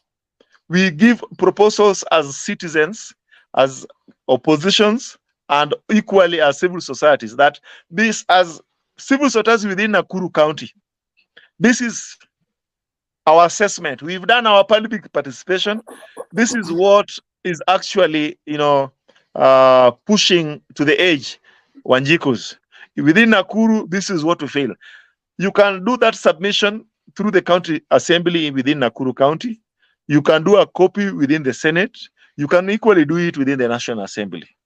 And that we can do an interrogation. In a way, you see a government is not getting it right. Because that is what happens in the West. If you see the government is not, that things are not being done right, we overcome political affiliation and come up with proposals that can build Kenya as a nation. I think Azimio, because my friend, I was right inside that government. Like, seriously, maybe Mzalendo knows, I used to hold very sensitive position. And I think I have come to realize that the political elite no longer have the common man, the common mwananchi at heart. They drive the capital self-interest, capitalistic self-interest, which, the people who have refused to interrogate actually their intentions, like my community. Wale wanasema baba akisema si baba ameona kile baba anaona sisi hatuwezi ona. No, we have to overcome that as citizens, because nobody has monopoly of ideas.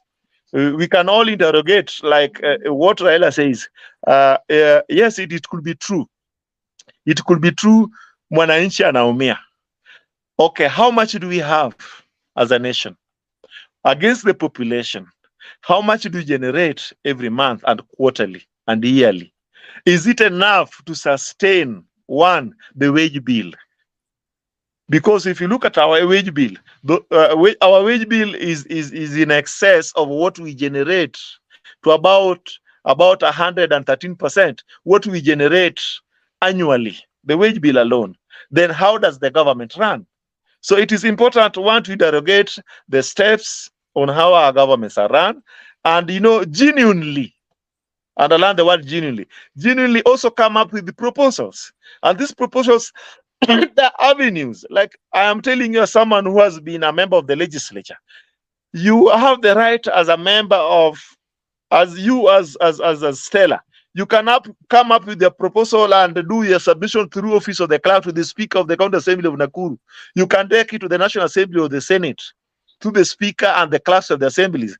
And the Speaker will, through a notice of communication, give a notice to the plenary that on this date we receive this communication, and I am directing this to be taken for purposes of hearing to this committee.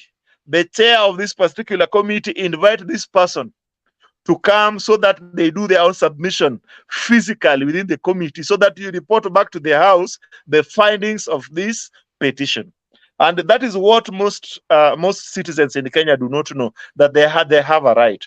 Either by omission or commission, they have refused to interrogate and participate actively without necessarily blocking roads, without necessarily, profiling politicians bitterly, like in the case of my good sister here, Stella, calling my good administration Kenya Kwanza, Kenya Kwisha. That is profiling. And if it would be okay, I would really love to see a Kenya where we interrogate. I can interrogate my government, Kenya Kwanza UDA, without necessarily being profiled or sidelined that mimi nimeanza, I've started dining with the enemy. I can be a member of Kenya Azimio, like the case of and this also I want to reply my other brother Kip, that it is every person's democratic right to associate with anyone, the right to assembly. It is enshrined in our constitution. You cannot tell me that I cannot associate. I do not have a right to party hope. As long as there's no election within 6 months' time, I can associate with any right-thinking Kenyan, irrespective of their political affiliation. And in this case, I want to highlight the 7 ODM rebels.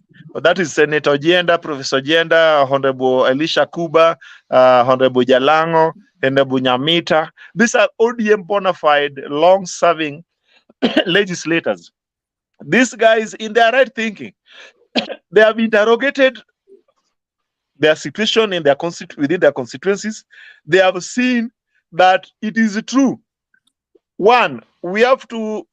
It is true. We cannot change Ruto by throwing stones. We can only change Ruto's administration by embracing him and pushing forward our ideas as Luos. And in this case, the MPs coming from Nyanza who are now supporting President Ruto, that as Luo's representatives, MPs within the Luo Nyanza, we didn't support you in your acquisition of power, but now you're the president. Now, if you're the president, we know you have a contract of 5 years, and there's no amount of riot that can change that. Now, these are the prayers of our constituents in your administration. Kindly see it fit. We have to embrace government. Like in this case, personally, I work very closely with CS Eliud Owalo. And one of our agendas that we began is one, to have public participation and also to educate our community, to start, changing tact in their way of politicking, so that we embrace any government of the day. We are not supposed to see any government of the day as an enemy, a government that kills Luos. We have to embrace any government of the day that, we are part of Kenya, and Kenya will not change because, we cannot be doing opposition politics for 60 years. We have to change tact so that we embrace any government of the day, whether we vote for them or not. But, excuse me.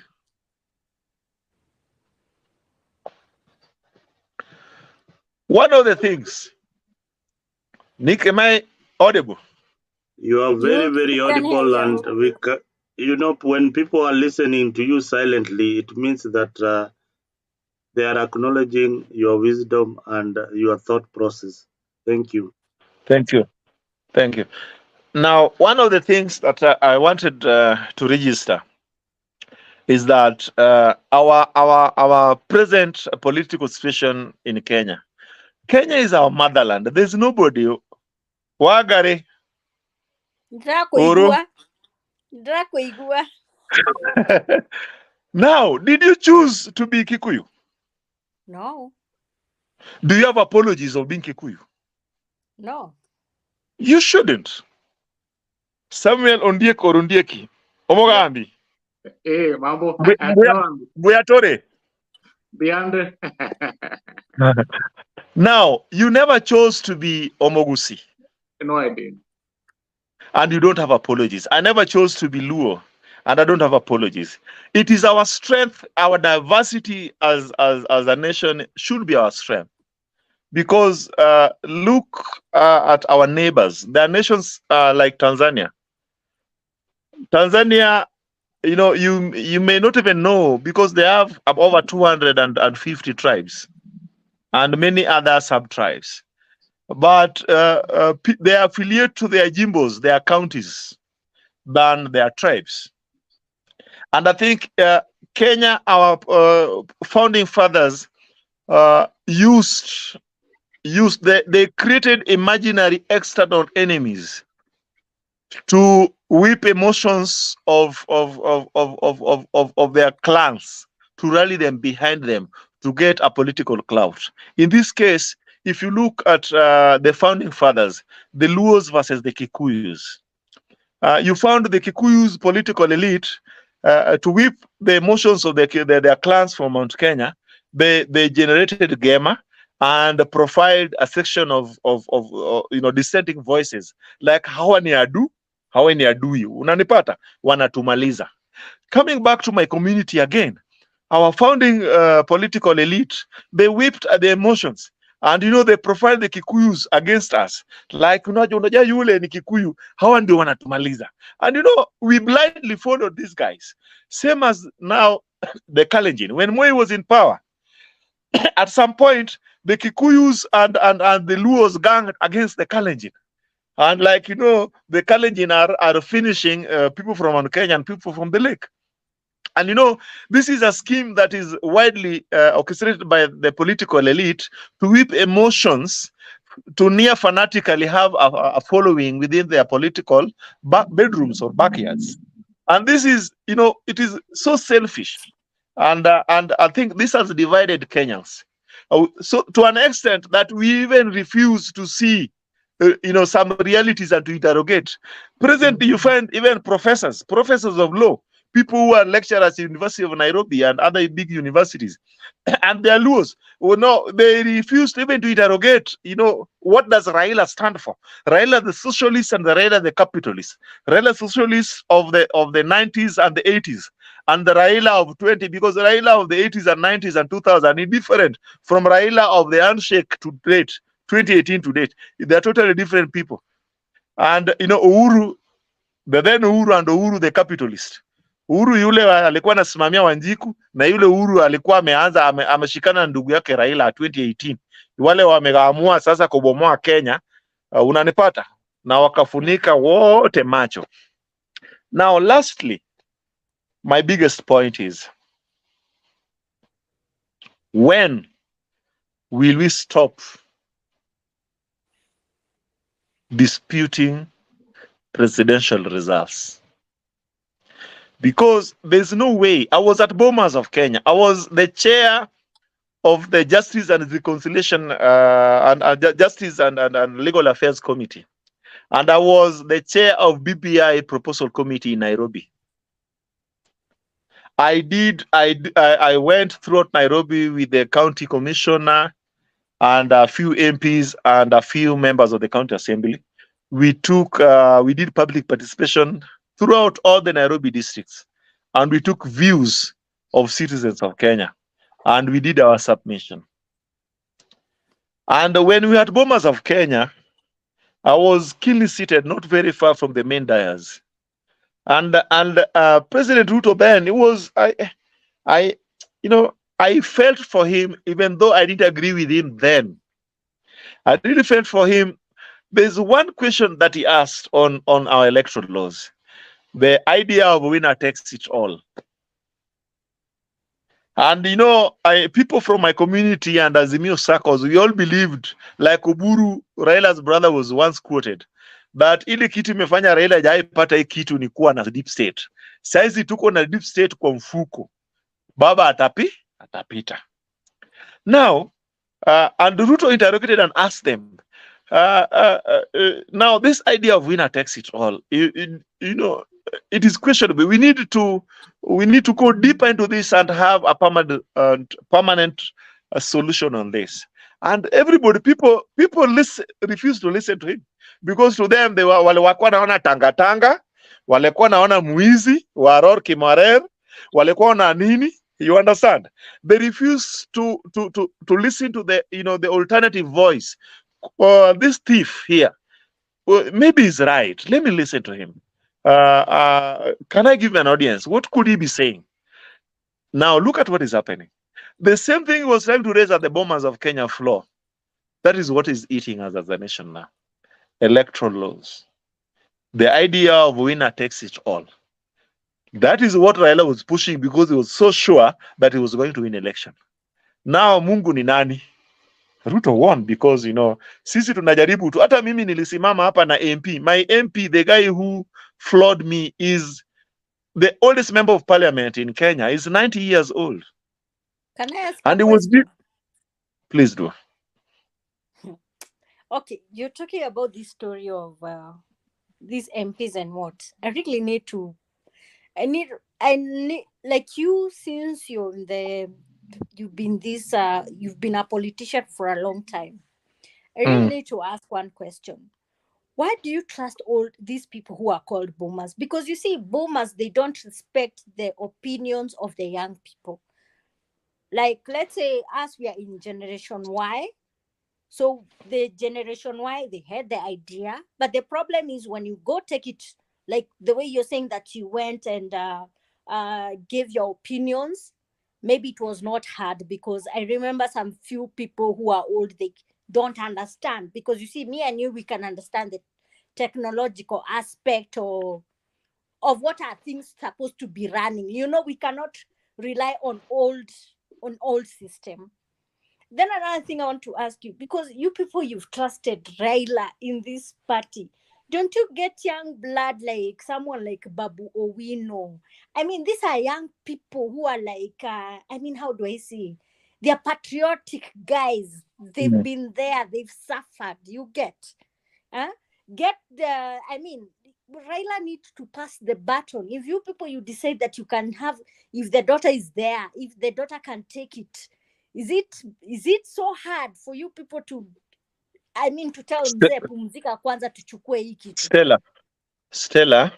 No, I'm saying that is my point, because if you see the previous on the side of the other side against this other one, you see they are young, vibrant people. See, like Uhuru, he came into the government when he was young and vibrant. And Uhuru was the type of a person who had money, but the person who had the strategy of making Uhuru to win. I remember that time they were in TNA. These are young, vibrant, people who came with good ideas. So where I'm getting lost is that when you people, you go out there and you get maybe opinions of Kenyans, I believe you go for young people. You don't go for old people. May I respond? Yeah. One, what we need as a nation, I said earlier, is what we call a serious culture change in regards to our electoral laws and processes.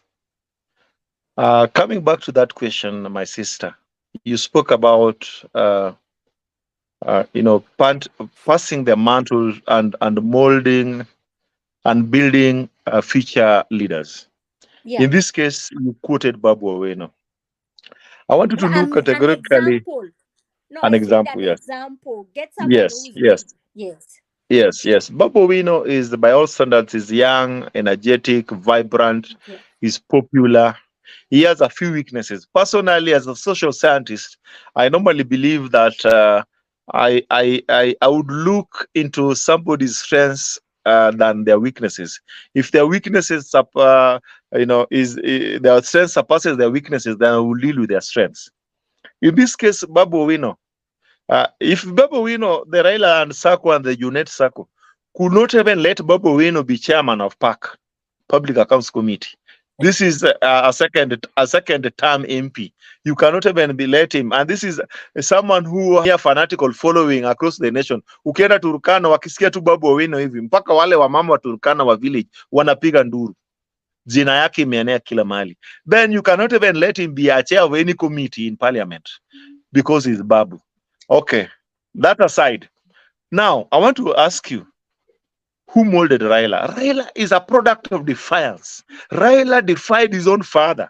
His father, in his wisdom, thought it wise that Kijana Wamalwa, James Orengo, you get me, and Musikari Kombo, and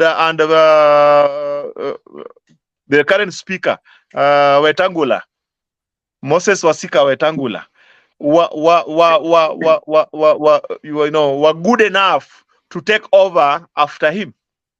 Raila rebelled. It is on record. He rebelled against his father, and to an extent, he had to step down from his father's political party, which is Ford Kenya, to form an NDP. He bought NDP from a gentleman called Larry Gumbe, and we went for a by-election in the Great Langata.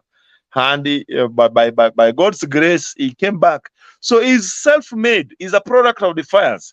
And I'm reporting back to you that Raila will not hold anybody's hand because it is on record that if you have a strong opinion like Babu Owino and Obuya, myself here, then you will not grow. You'd rather be somewhere down there. But get another party and shift. Now that is why. That is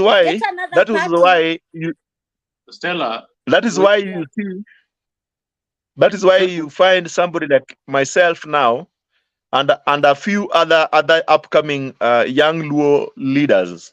We are coming up, and we have seen we don't want to be discussing Raila. He's contributed equally constructively to our democracy. At some point, he's done his bit, but he's also messed us as a community. And we want to appreciate the efforts he's made, but we are not going to follow him anymore because, one, he does not want to be interrogated. His ideas. He wants to monopolize. There's nobody who has monopoly of ideas. People, share ideas and embrace each idea. And, you pull it together and come up with a better idea. And that is why we've thought it wise to join President Ruto. And also, cut our share as citizens of Kenya. No, what I'm saying, as young youth, like your community, maybe the western side, Mount Kenya, we have confused people. That's what I'm saying, because you guys, you have young, vibrant, you have, you have innovative ideas, because you don't look tribalism, you just see who can put the input. That's what I'm saying. As you, why can't you have your own party for young, vibrant people? Because you see, right now, there was this funny guy, what's his name? Wajakoya. The time he started his party, you remember the youth were almost supporting Wajakoya because of his Tinkiza meeting.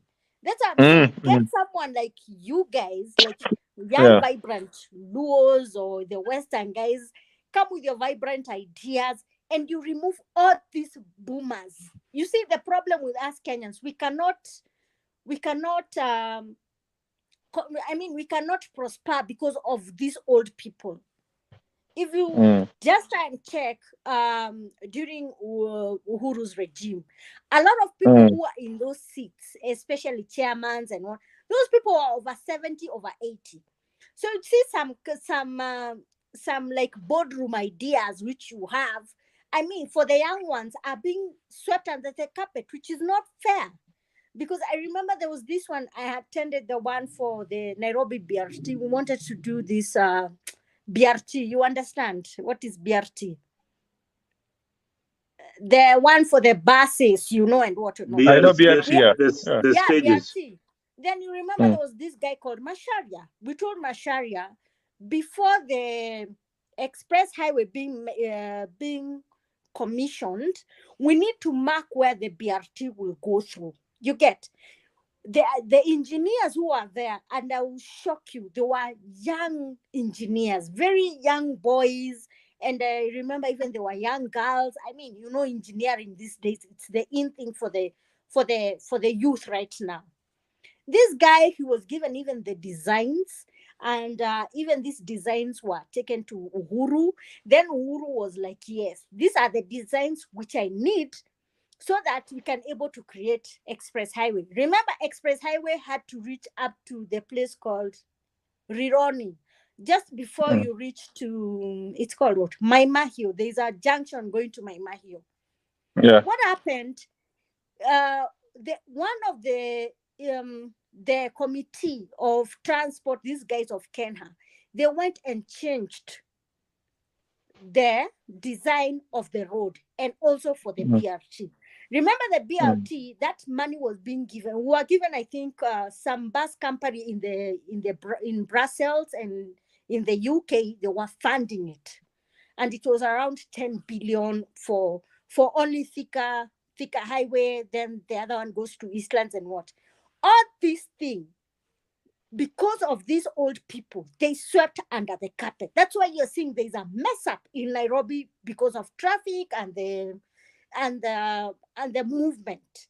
So I'm asking Mheshimiwa, because you're young, I know you're in the age of after 70 years.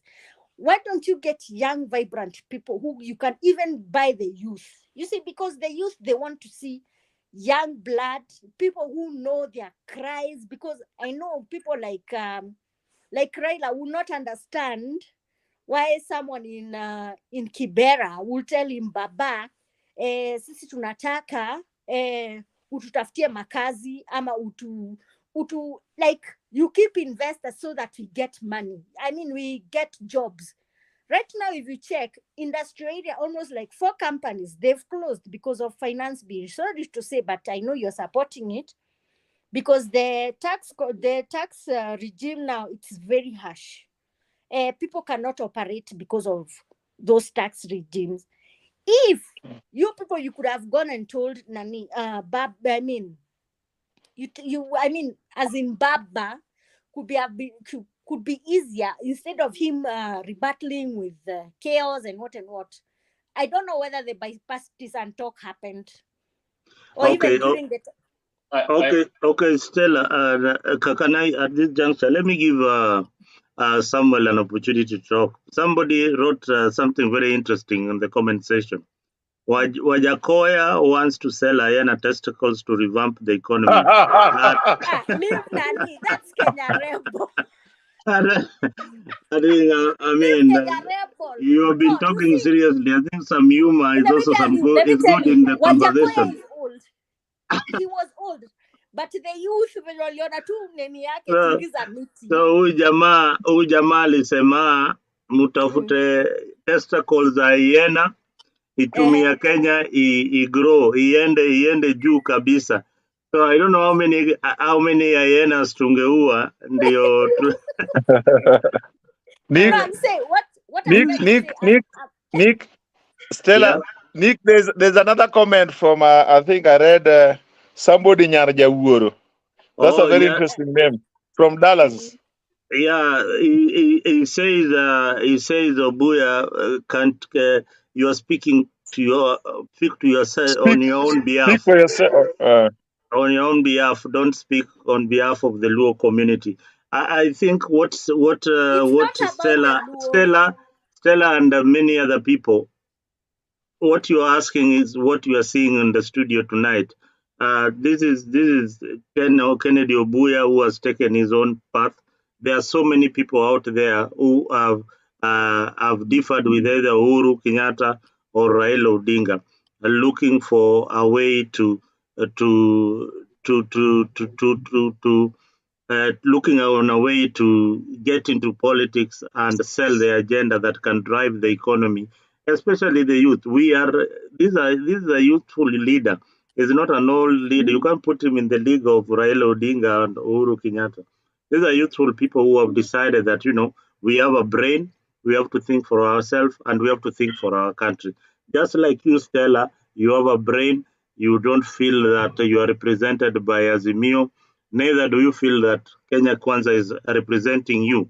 You are among the 8 million Kenyans who probably didn't vote and are looking for a solution. That's why we burn the midnight oil here, trying to figure out who we are and where we want to see our country. Our It is very, country very has important. no, we need fresh blood, new ideas. People, I mean, Just like no, Kenna we told remove you, these boomers. get Anything, into politics. Get into politics, Stella. Vie yes, for this particular seat. Get politics. into That's what the I'm telling decision you. where into a platform where you will make decisions in parliament. You will make laws. You will make laws that are good for the people, for the citizens. That is the most important step that you can take. And another thing, participate in the voting process. Make sure you vote, because your vote also counts. All right, it is important.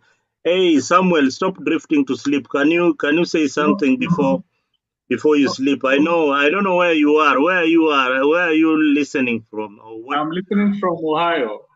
Oh, you are in Ohio. I mean, you are at 8 o'clock right now.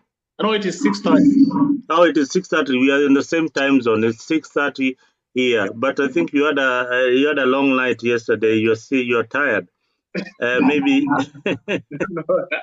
No, I went out to play some volleyball somewhere, and then I came back. It was a nice weekend. Oh, now my submission is the issue of political parties, and somehow we can agree that the reason as to why from 2017 to 2022, the reason as to why we kind of economically got dwarfed is because of we didn't have an opposition.